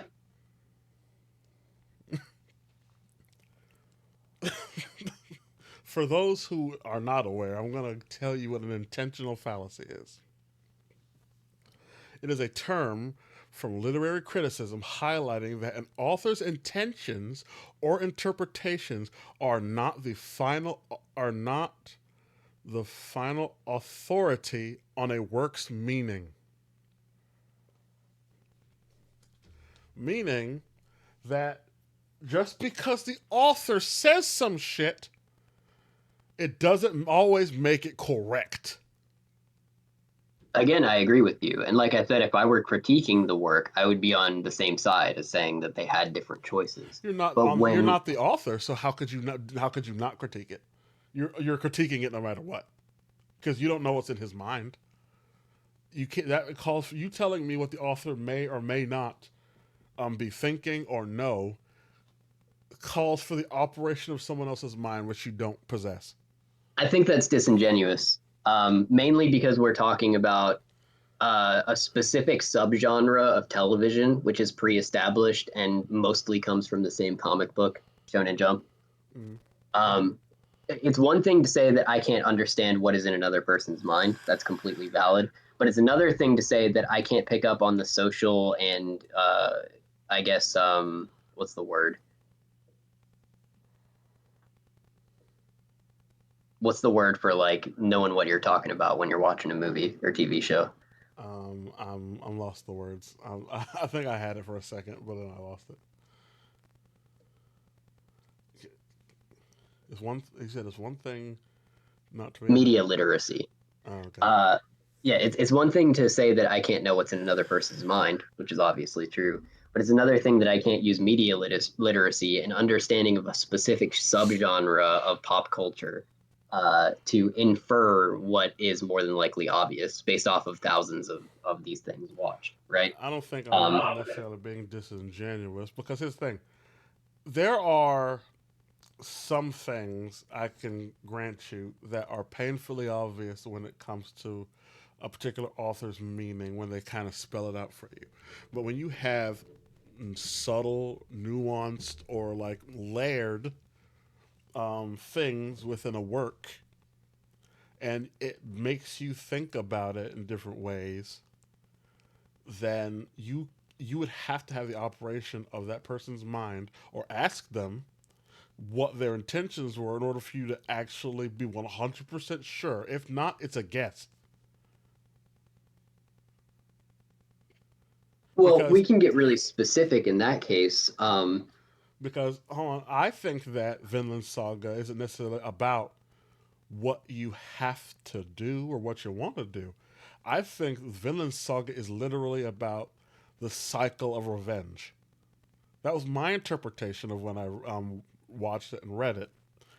And I think that's what he realizes, that, and it becomes very evident the more you read it, especially when he decides not to fight, and he basically starts begging for forgiveness because he realizes that you killed my person, then I kill you, and then your person tries to kill me, and then one of my people try to kill you, and it's just a big cycle of revenge. And that's what he decided he was going to stop.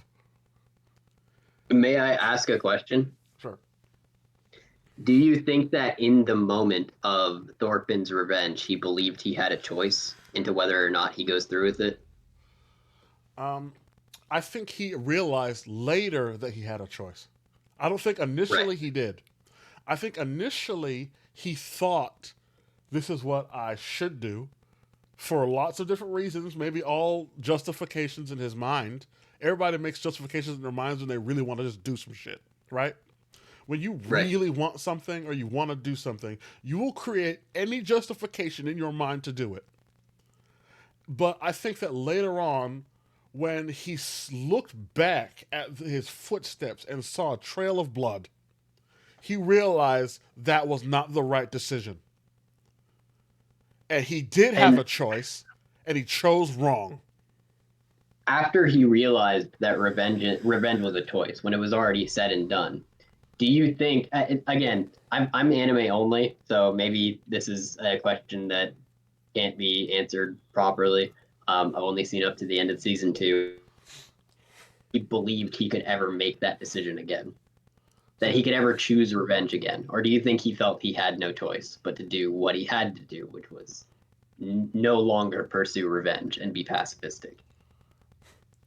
Can you ask that one more time? I'll ask it simpler. I understand that I was kind of everywhere with my words.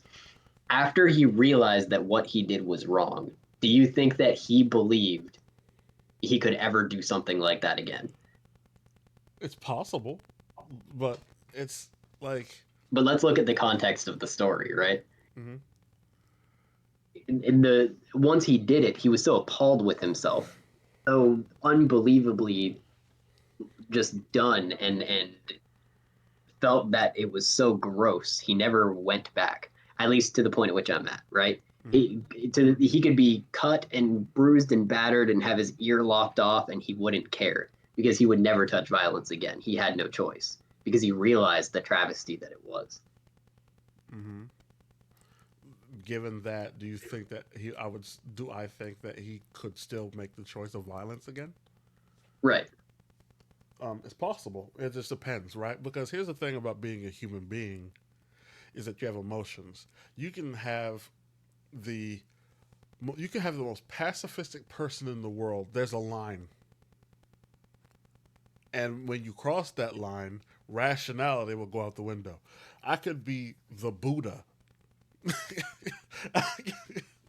And if my family was slaughtered in front of me, it doesn't matter that I was the Buddha. I'm not him anymore. I am now the Ashura. You see what I'm saying? And so, Yeah, I understand what you mean. and so that's why I say it's still possible for him to make those choices, but you don't. That's why they always say hindsight is 2020. You make an irrational choice when you look back and realize what you've done, what you said, or anything like that. You realize that you had better options, you had better choices, and you wasted all that time. And for what? Just so you can chase this dude halfway across the world and kill thousands of people who were probably just as mad as you were and are now going after you. Um, this goes. I can't really. I'm not going to go too far into Vinland Saga because, like I said, I was reading the manga past the second season, and so let me just say, without giving any spoilers, that does become an issue where people who he killed, the people who are left, are just as angry and come after him. And so that's why the whole thing is not. I don't think the central part of that story is he did what he had to.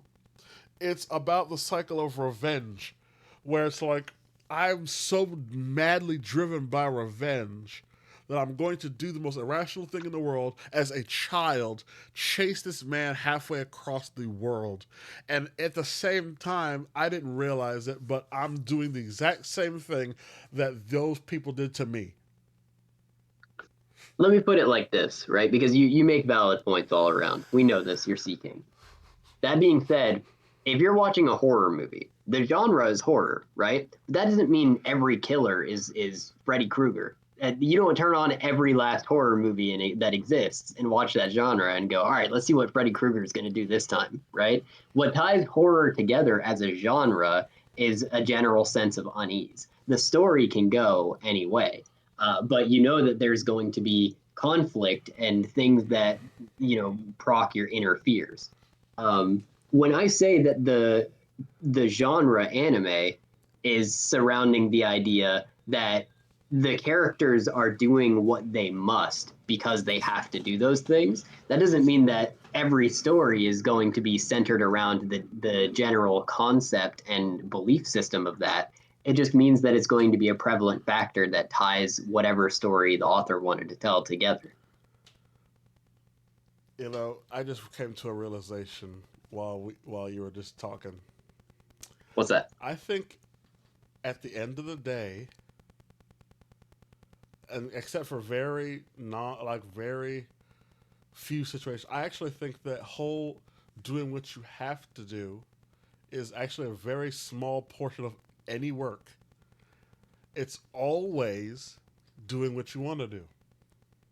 Always. It's almost always doing what you want to do and the consequences thereof. And I agree with that. And so I know, Froger, we're gonna get back to it.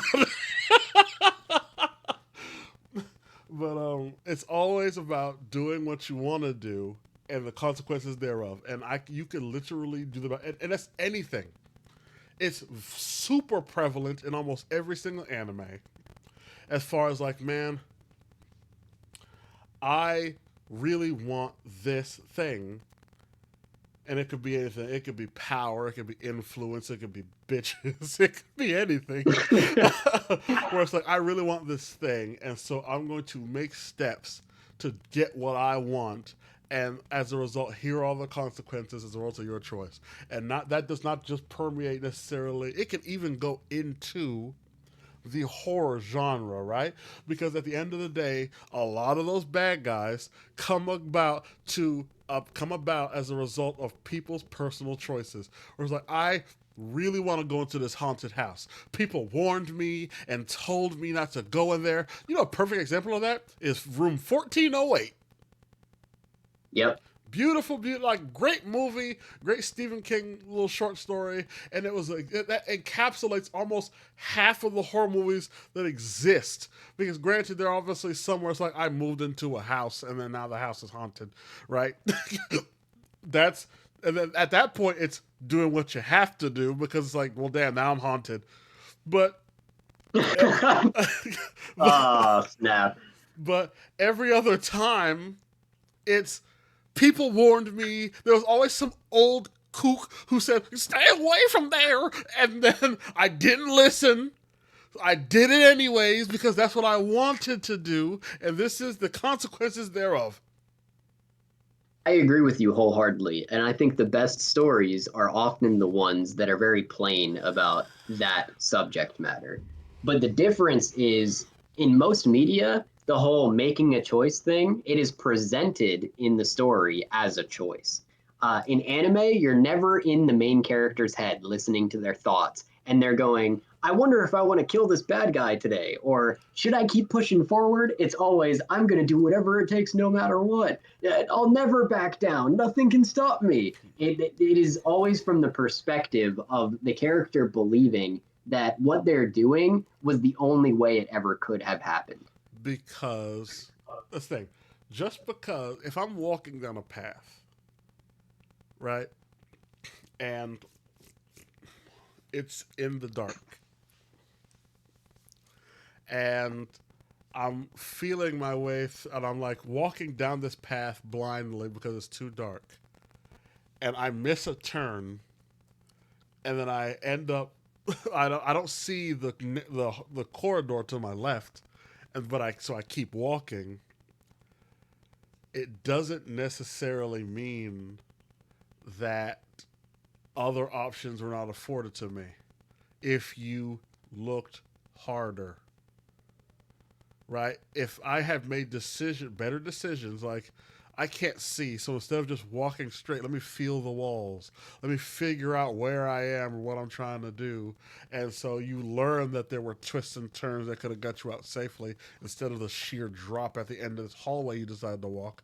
You can't say to yourself, truly, well, this was the only decision that I made. And it's like then, but by the time a lot of people learn that, it's too late, right? Yeah, like I said before, and like Green Queen just said, hindsight is always 20/20. But I'll tell you right now, the future, not the future. What is it? The future is blind. Or what did they say? It's not that. I don't think that's the saying. My overall arcing point is the future is a mystery, and the past is all laid bare. You know what I mean? And so it's like those every single time you have an anime protagonist where it's like, I have to do this, or I have to get revenge, or I have to power up, I have to go to the dungeon, I have to make my parents look better, I have to do this, I have to do that. No, you don't. Those Well, are of course, all choices. we understand this as viewers, but it not being a choice is the symbolic essence of the story that was written. That's just how it is. And whenever you watch an anime, it is always framed in the direction of I'm doing what I have to. I'm not saying I believe that every anime character only ever had one choice. I'm saying that in Mobile Suit Gundam, anytime anyone fights anybody, the main character is always going, I can get through to them. I just have to talk to them a little more. And then it works out most of the time. It actually boils down to something a lot simpler than that. It's actually, and you could say that this is almost very anime, but again, it extrapolates to so many other things, and it's stubbornness. That's what it all comes down to, right? It's not necessarily that, Yeah. oh, this is my only choice. It's just your refusal to see anything else. Right, and that's seen in a positive light, or at least framed in a positive light in anime, because those are supposed to be the most epic moments, right? The music is always swelling the most, and the colors are the brightest when the characters being as stubborn as they possibly can. Yeah, and that's the thing. Yeah. That does not mean just because you are being stubborn does not mean that was your only option. And here's the thing: a lot of times in anime, when the smoke clears and they look back, just like in Vinland Saga, they realize that there was other options. Especially when something bad happens. Like, oh man, Kikyo died. I could have probably handled that better. Tell me if you disagree, but I've always seen anime this way. The story structure is there's an A plot, which is usually the first 12 episodes, and there's a B plot. And the B plot was always happening, even during the A plot, but it isn't revealed until the A plot is resolved because it causes complications that makes the B plot happen. 1 second. Thorfinn is spelled Thorfinn, I think. Not with a PH. However you spell it, his name was the most stubborn. Yeah, he was very stubborn. That was kind of the point. So, sorry, I got distracted a little bit by the comment. You said, what? Basically, the construction of an anime, a show, is that there's an A plot, and that's the first part of the show, and there's a B plot. But the B plot has been happening since the start of the A plot. It just takes the A plot to resolve in order for the B plot to become apparent to anybody. Let me think.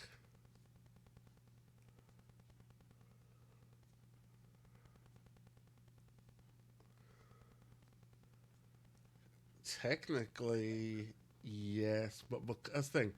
When you have something too broad, it tends to fit a lot of other things. Because, like, I can say that about every single horror movie that we were just kind of talking about, where it's like A plot is, oh, this is a lovely house and this like that, but then there's the B plot where it's like, oh, actually this little girl was getting beat up by her dad and she drowned in the well, now she's at the bottom of the well of the house, and it gets resolved in the A plot because now we realize that that was the case and now we have to free the little girl from the well. Well, it's more like this. You've seen Gurren Lagann, right? Unfortunately. You don't like Gurren Lagann? No, I think the ending was a travesty. Man, well, the A plot dropping the ball. Like, I think that they dropped the ball just as bad as Soul Eater did. You think that the whole space thing sucked? Yes, I think that was because it was so out of nowhere. Because it was, to some extent, I'm not gonna lie, when you know who you know. Yeah, I know. Because I don't want to say any spoilers, but when you know who whatchamacallit did, the show was already kind of going downhill, but then all of a sudden you're just like, oh, hi, this is another person with a drill. And they're like, oh, I'm going to fight this person with a drill with my drill. And now I'm going to make a bigger drill, then a bigger drill, then a bigger drill. Now we're in space. Now it's the universe. Now it's the cosmos. Like, I'm like, this is the most retarded thing I've ever seen in my entire life. Well, regardless, that's kind of what I'm talking about when I say A plot, B plot, right? Like the spiral thing was always happening. That from the very beginning, it was always going to happen. But it took the A plot to cause the countdown to start. You could say the same thing about, I guess Tokyo Ghoul would be another one off the top of my head. The A plot's just kind of about him associating himself in the ghoul world. But the B plot doesn't start until everyone in the ghoul world knows about him because he has a lot of potential. So Jason wants to get his hands on him, and So this the and A that. plot. So I'm trying to figure out, are you trying to say that the A plot kicks off the B plot, or are you saying the B plot was always happening and then the A plot is the way to resolve it? The B plot is the dormant volcano, and the A plot is the bird shit that falls into the volcano. Yeah. So That how is causes that it all any to different? erupt. How is that any different from Paranormal Activity? Well, that's just a ghost, right? Yeah, but Like, it's the shit in the volcano. People moving into the house was the shit in the volcano. The ghost was already there. yeah, but I'd say that the explanation that I'm using, the A plot is a significant portion, like half of the story, Yeah, I right? like So Greenface if with half the the grudge. story of Paranormal Activity was just them getting settled and nothing weird happening at all, then yeah, sure. But And in fact, I don't know how much Paranormal Activity you've seen. All of that I've stuff, seen, as a result of the B plot, all A plot was like ordained. Basically, it was the ghost was sent to them. So A plot is these people move into a house, and then they move into a house and it's all fine and dandy.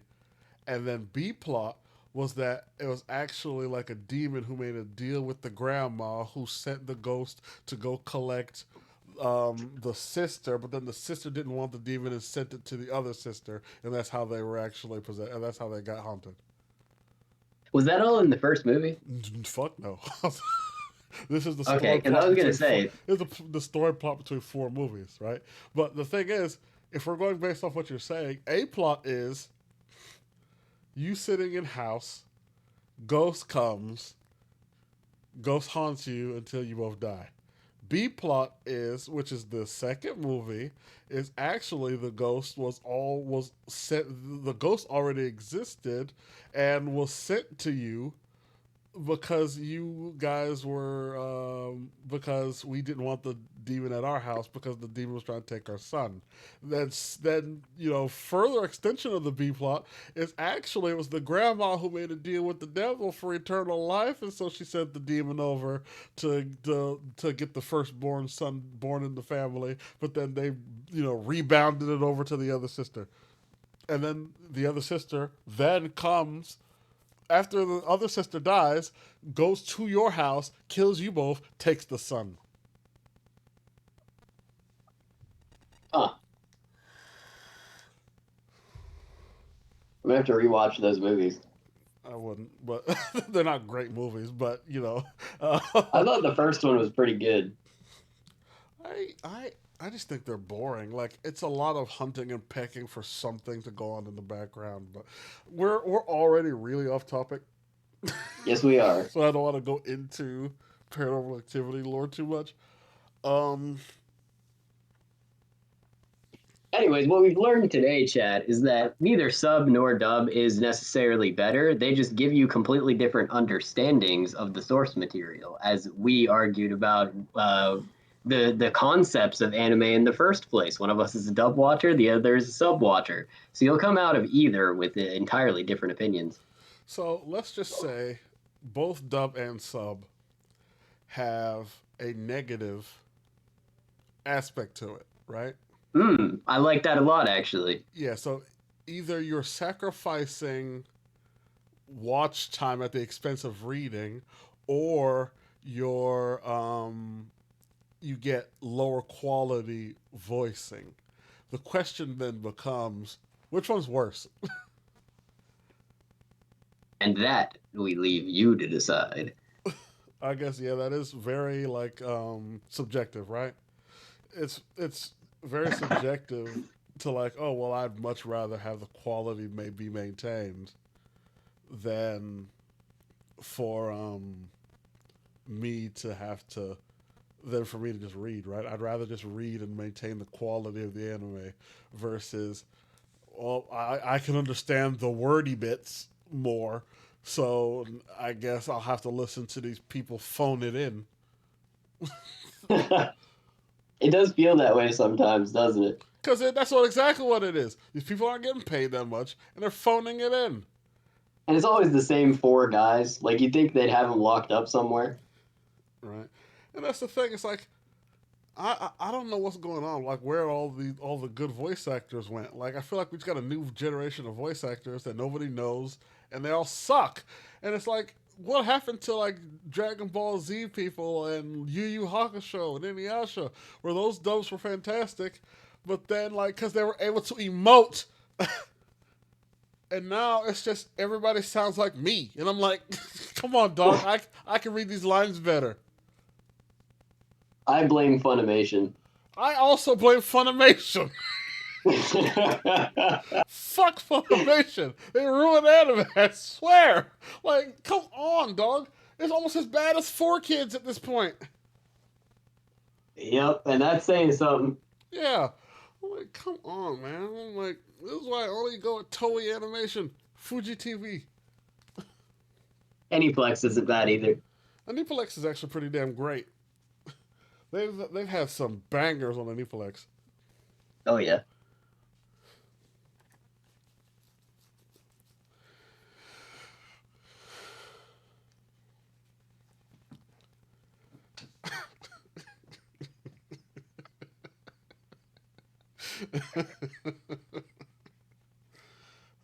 This is supposed to be a debate about subs and dubs, and we sat there and talked about what you brought up. And don't think I'm not finna get on your ass on Thursday about what you said about Chainsaw Man. Like, woof, I can barely contain myself because of it. But I want to wait until freaking Thursday because I need an explanation. No wonder I haven't gotten shit for that yet. Oh, I was waiting because I need more people here. You're gonna be so mad at me, bro. I already know what I'm gonna say, and it's not putting it lightly. Oh, jeez, I cannot fathom why you would think that. Like, here's the thing. I understand that, like, if you told me, oh well, that genre, because anime has genres, is not your cup of tea, and you just weren't into like those types of stuff, then I'd be like, okay, it's not for everybody. It's gory. It's has its silly moments, but it's very gory and serious. Have more than not, stuff like that. I could understand, but I know that you've seen stuff like that and you don't think that they're bad, and so it's like, what about Chainsaw Man don't you like? They just wanted me to care about Aki and his goddamn cigarette so bad, bro. Like,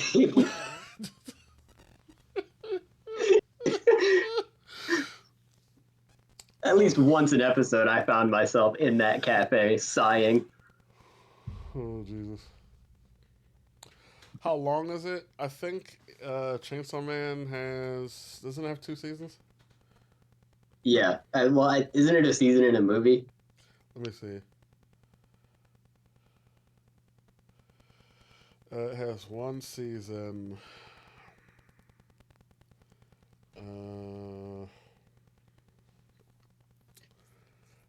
Sometimes I hate IMDb. Mm. Like, it's so cluttered and just freaking Yeah, the movie Rezark. yeah, it has 1 season. It's 13 episodes. Um, well, it says so. I guess it's 12 episodes in the first season, and then I guess the movie, which I've never seen the movie. I was just reading the manga. So it's only 12 episodes. In reality, you can watch it and be caught up by Thursday because it's going to be brought up.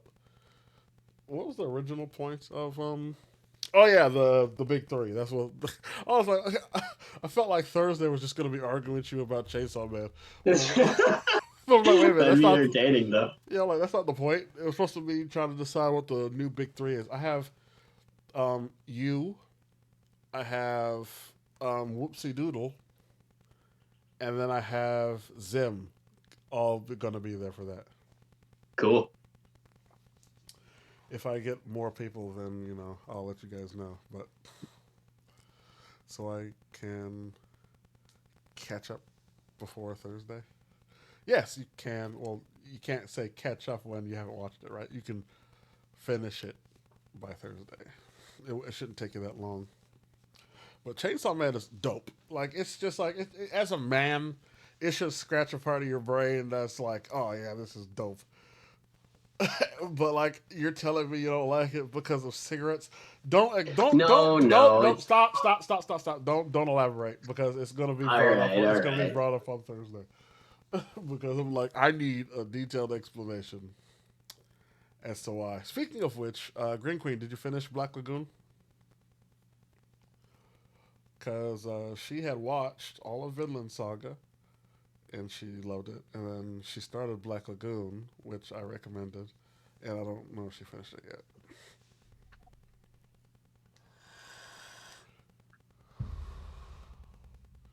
Nope, still watching. No, still watching. Okay. Well, if you want to, you can like watch Chainsaw Man real fast and then go back to it. Black Lagoon to me, even though it's fantastic, it's one of those anime that like there's certain anime you're gonna come across that you're like, I like to watch this more organically than binging it. Yeah. A big one for me is Gintama. Like, I think Gintama is probably one of the funniest anime on the planet, but I can't binge it. I mean, it's like 300 episodes, bro. That would be hard to binge. I binged One Piece. Really? Yes. It took me 4 months. Oh, man. And this was back in the day when it didn't have 1,000 episodes. It had maybe 600 some odd, and I binged all 600 episodes. And it took me a few months. So Gintama, 300 episodes to me at the time especially, wasn't shit. I could get through 300 episodes. The key is to is to never watch an opening or an ending. And if somebody's taking too long to get through something, you skip it. Like that's the big thing about shonen. It's like, like any charging up, I'm skipping. Like there are like things that you can kind of pick out in certain types of anime that you can just kind of cut through the bullshit and try to just get what you need. Fair enough. Also, another big thing, especially for shonen, is skip all filler. Oh, yeah. Believe it or not, a lot of what you believe is the anime is filler. A good example of that would be Bleach. Bleach is like 60% filler. I don't know how many people know that. In the manga, it goes from Soul Society to straight to Espadas to Fullbring, then end.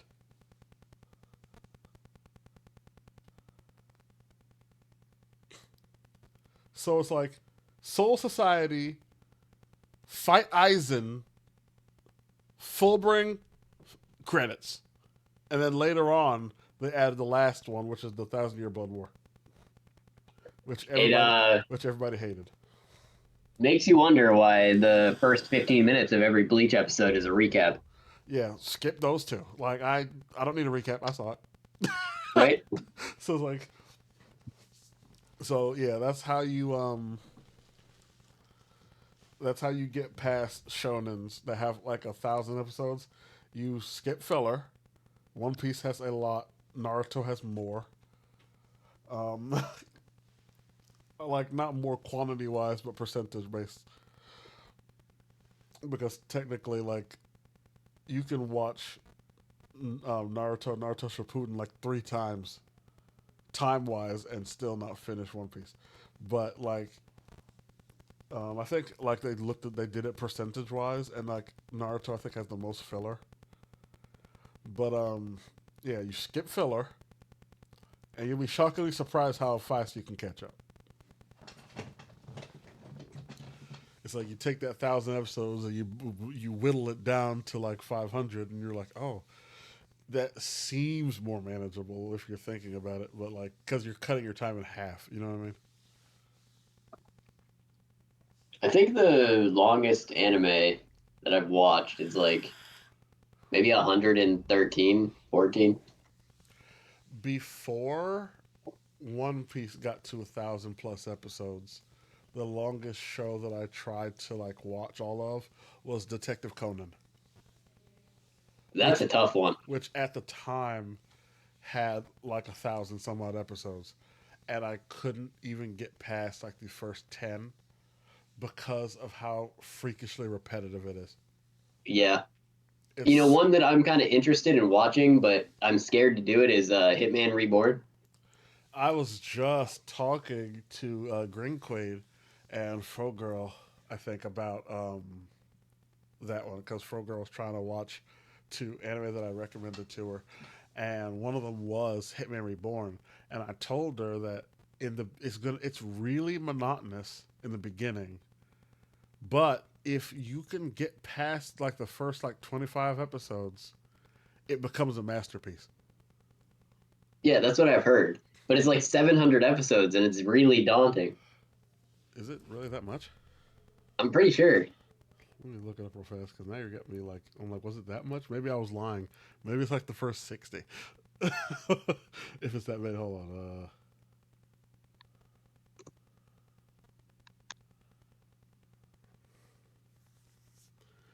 It has 9 seasons. Jesus.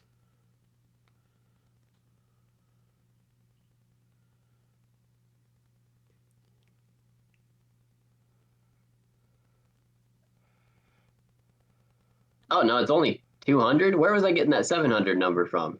Yeah, it's 200. Is there a second season or some other like spin-off or something like that? It had uh, 2 OVAs, but besides that, it didn't have anything else. Because on the completely legal, totally legit websites that I watch anime on and pay money for, uh, when I was looking it over, I could have sworn I saw like 700 something. Yeah, I don't know where you're getting that at. Maybe they were including subs and dubs because that's something that like Hulu does, where like when they give you the episode count, it's double what it actually is because they have subs and dubs right next to each other. So it'll be like episode 1, then episode 1 dub, then episode 2, then episode 2 dub, and they count it all in the episode count. That's probably what it was. Well, Because if I'm you're watching telling me Hitman that Reborn tonight. so if you're telling me it's 200 and then you thought it was 4, that seems like a logical explanation.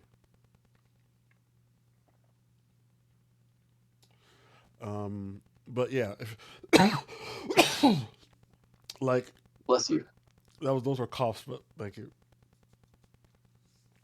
Um, if you can get past like the first, like I swear I remember only being like maybe 25 or 30 episodes of monotony, That's what I've heard. then it becomes like all it's like sudden too, like it just like takes this turn of like seriousness and depth and like everything has purpose and meaning, and it's like it becomes great. And I almost, just like Pro Girl, I almost just gave up. Because I'm like, if I have to watch this man burst out of his clothes and run around in his underwear saying "reborn" one more time, I was gonna be driven insane. I was like, and I have a high tolerance for like monotony sometimes, but I was getting driven mad with how stupid it was. And I was like, this is so dumb. I don't want to watch this. Uh, but all like right when I was at the precipice of giving up, all of a sudden, just like it hit me with some crazy crap. I'm like, whoa, whoa, whoa, what's going on here? And then it became like 1,000 times easier to watch. Yeah, I'll give it a shot. Would you say the first 25 are like you should watch those, or I would say maybe watch the first 5 just so you can kind of get the characters understood? because you need some context. You know what I mean? So I would, if at best, I would say watch like the first 10 because I think all the characters that really matter get introduced in like the first 10 episodes. And then after that, it doesn't matter. You can skip all the way to 30 or some crap. In fact, maybe you should just Google like, "Hey, when does Hitman get good?" Let me see if it's a real thing. Yeah, I'll do that. When does Hitman Reborn get good?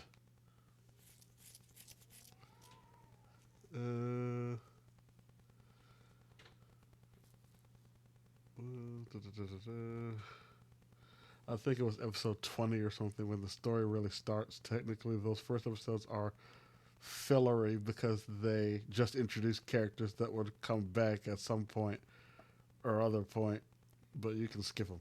Yeah, that's what I'm saying. So that's what I'm saying. Like maybe like the first 20, 25 episodes are pretty much Okay, well that's just not character too introductions. terrible.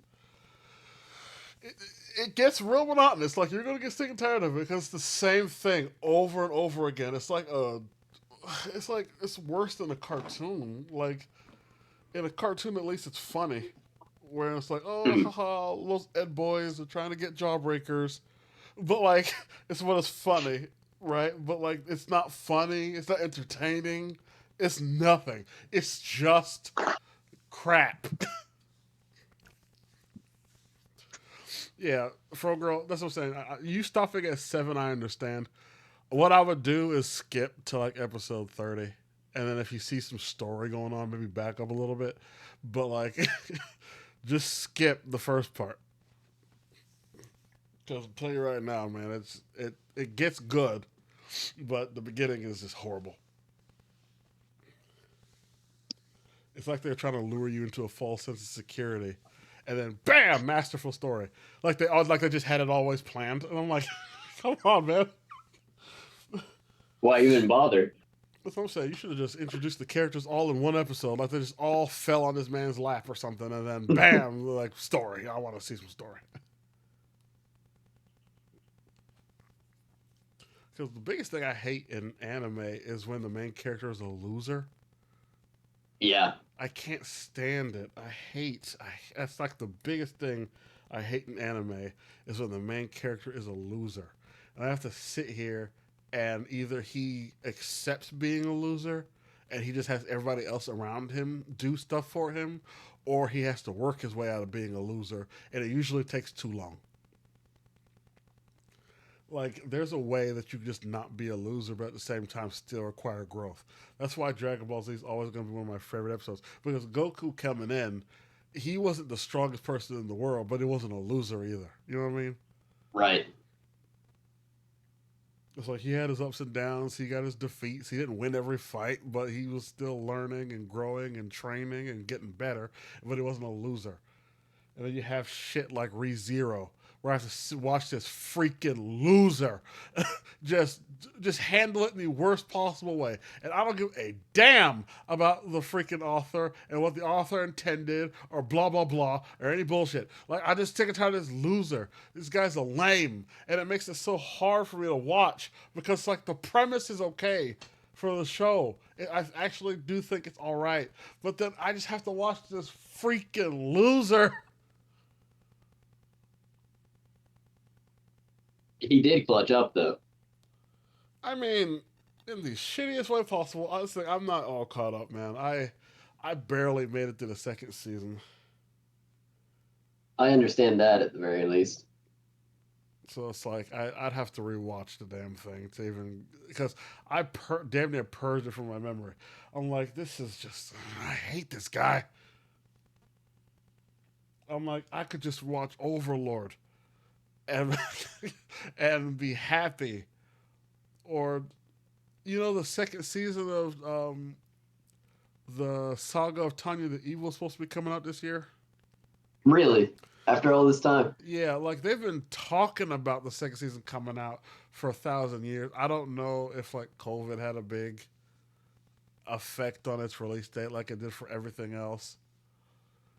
But they've been talking about the second season coming out for like 1,000 years, and finally they're like, "Oh, it's supposed to be coming out this year," and I'm like, "You guys better not be lying to me again, or I swear I'm going to camp out in front of your house. I will move to Japan and just live on your stoop or your porch or wherever the hell wherever you live. I don't care if it's your apartment building. I'm just going to be in your hallway. You're not going to be able to understand Camping out me. with like a portable grill. Yeah, I'm just gonna sit there with a whole sleeping bag. Not even a tent, just a sleeping bag. And I'm gonna crawl like a worm all the way up to your door, and I'm just gonna sit there, and I'm gonna just chant the name of the anime over to you every day.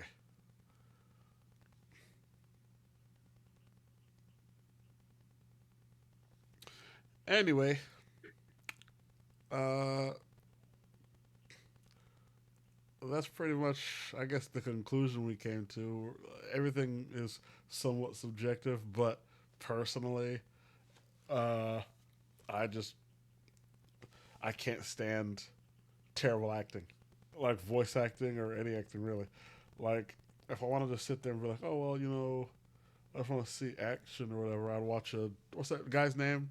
He makes like the worst movies in the world. Something Breen. You're talking about the guy that made The Room? No, no, no, no, no. That's uh what's his name? Jesus Christ, how did I forget his name? Who's the guy who made the room? It's on the tip of my tongue. Um, yeah, Tommy Wiseau made the room. I'm talking about another. He makes. There's a guy who makes even worse movies than that. I haven't heard of him. At least I don't think. He made a movie called Fateful Findings. Uh, Neil Breen, that's his name. He made. Like, I would rather watch The Room 10 times than watch any Neil Breen movie. M Night Shyamalan, that's funny. M Night Shyamalan made okay movies, but recently he's just making garbage. Yeah, I don't know what went wrong Nepotism. there. Because he's over here trying to get his daughter's record all put out when he made that trap movie, which was like ridiculous. That's the thing. It's like he made good movies once upon a time, right? He what was the like when he made Unbreakable, and I thought what's the movie that had McAvoy in it? Um, James McAvoy. He played Split. Split, yeah. Yeah, I thought Split was a masterpiece. I thought Split was so damn good, Yes, especially it was.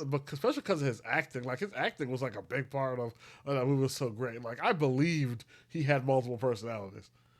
Hmm. Glass sucked. I never saw it. I only watched the first one.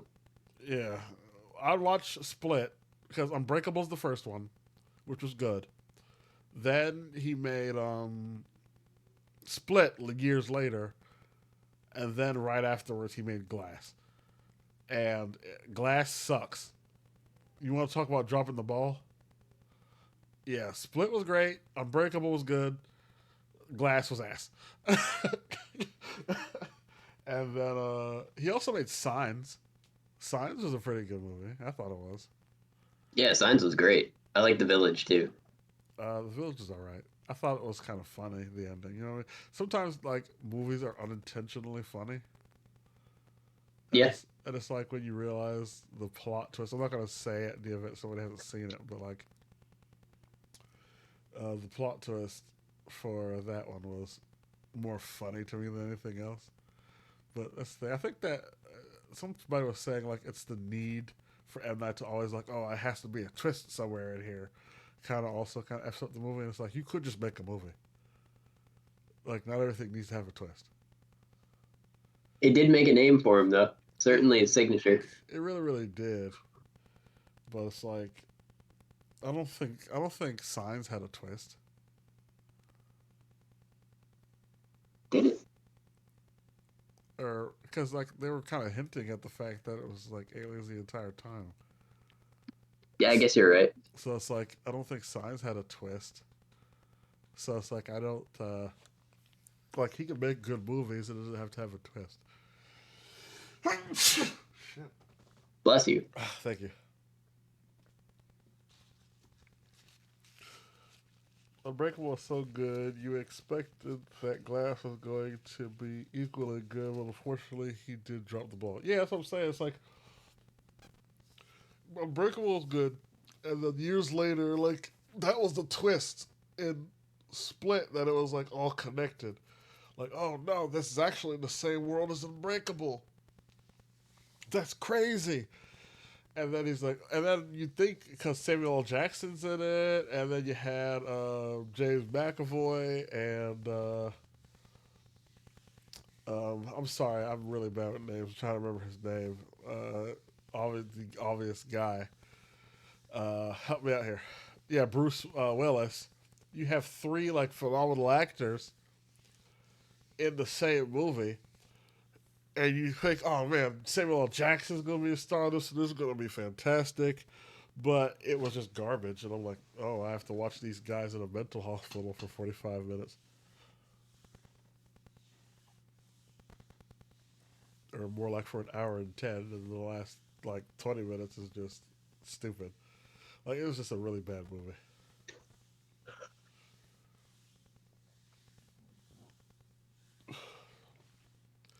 Anyway, that's all I have for today. Go away now. I was joking. That's the ending of a guy who I love to watch who reviews movies. His name is the Critical Drinker. He's super awesome. That's what he says at the end of every video. But yeah, that's pretty much the end of the stream, I suppose. We talked about most of what we're going to talk about. Thursday, because I may not make a post about it, so I'm going to let you guys know ahead of time. Thursday is when we're going to do the discussion about who the current big three are in anime. So it'll be like who, like, I think I told you guys before who the old big three were, like Yu Yu Hakusho, Dragon Ball Z, and Sailor Moon. And then the more modern big three, which was like One Piece, Bleach, and Naruto. And then now the current big three, like the best anime of this generation, I suppose.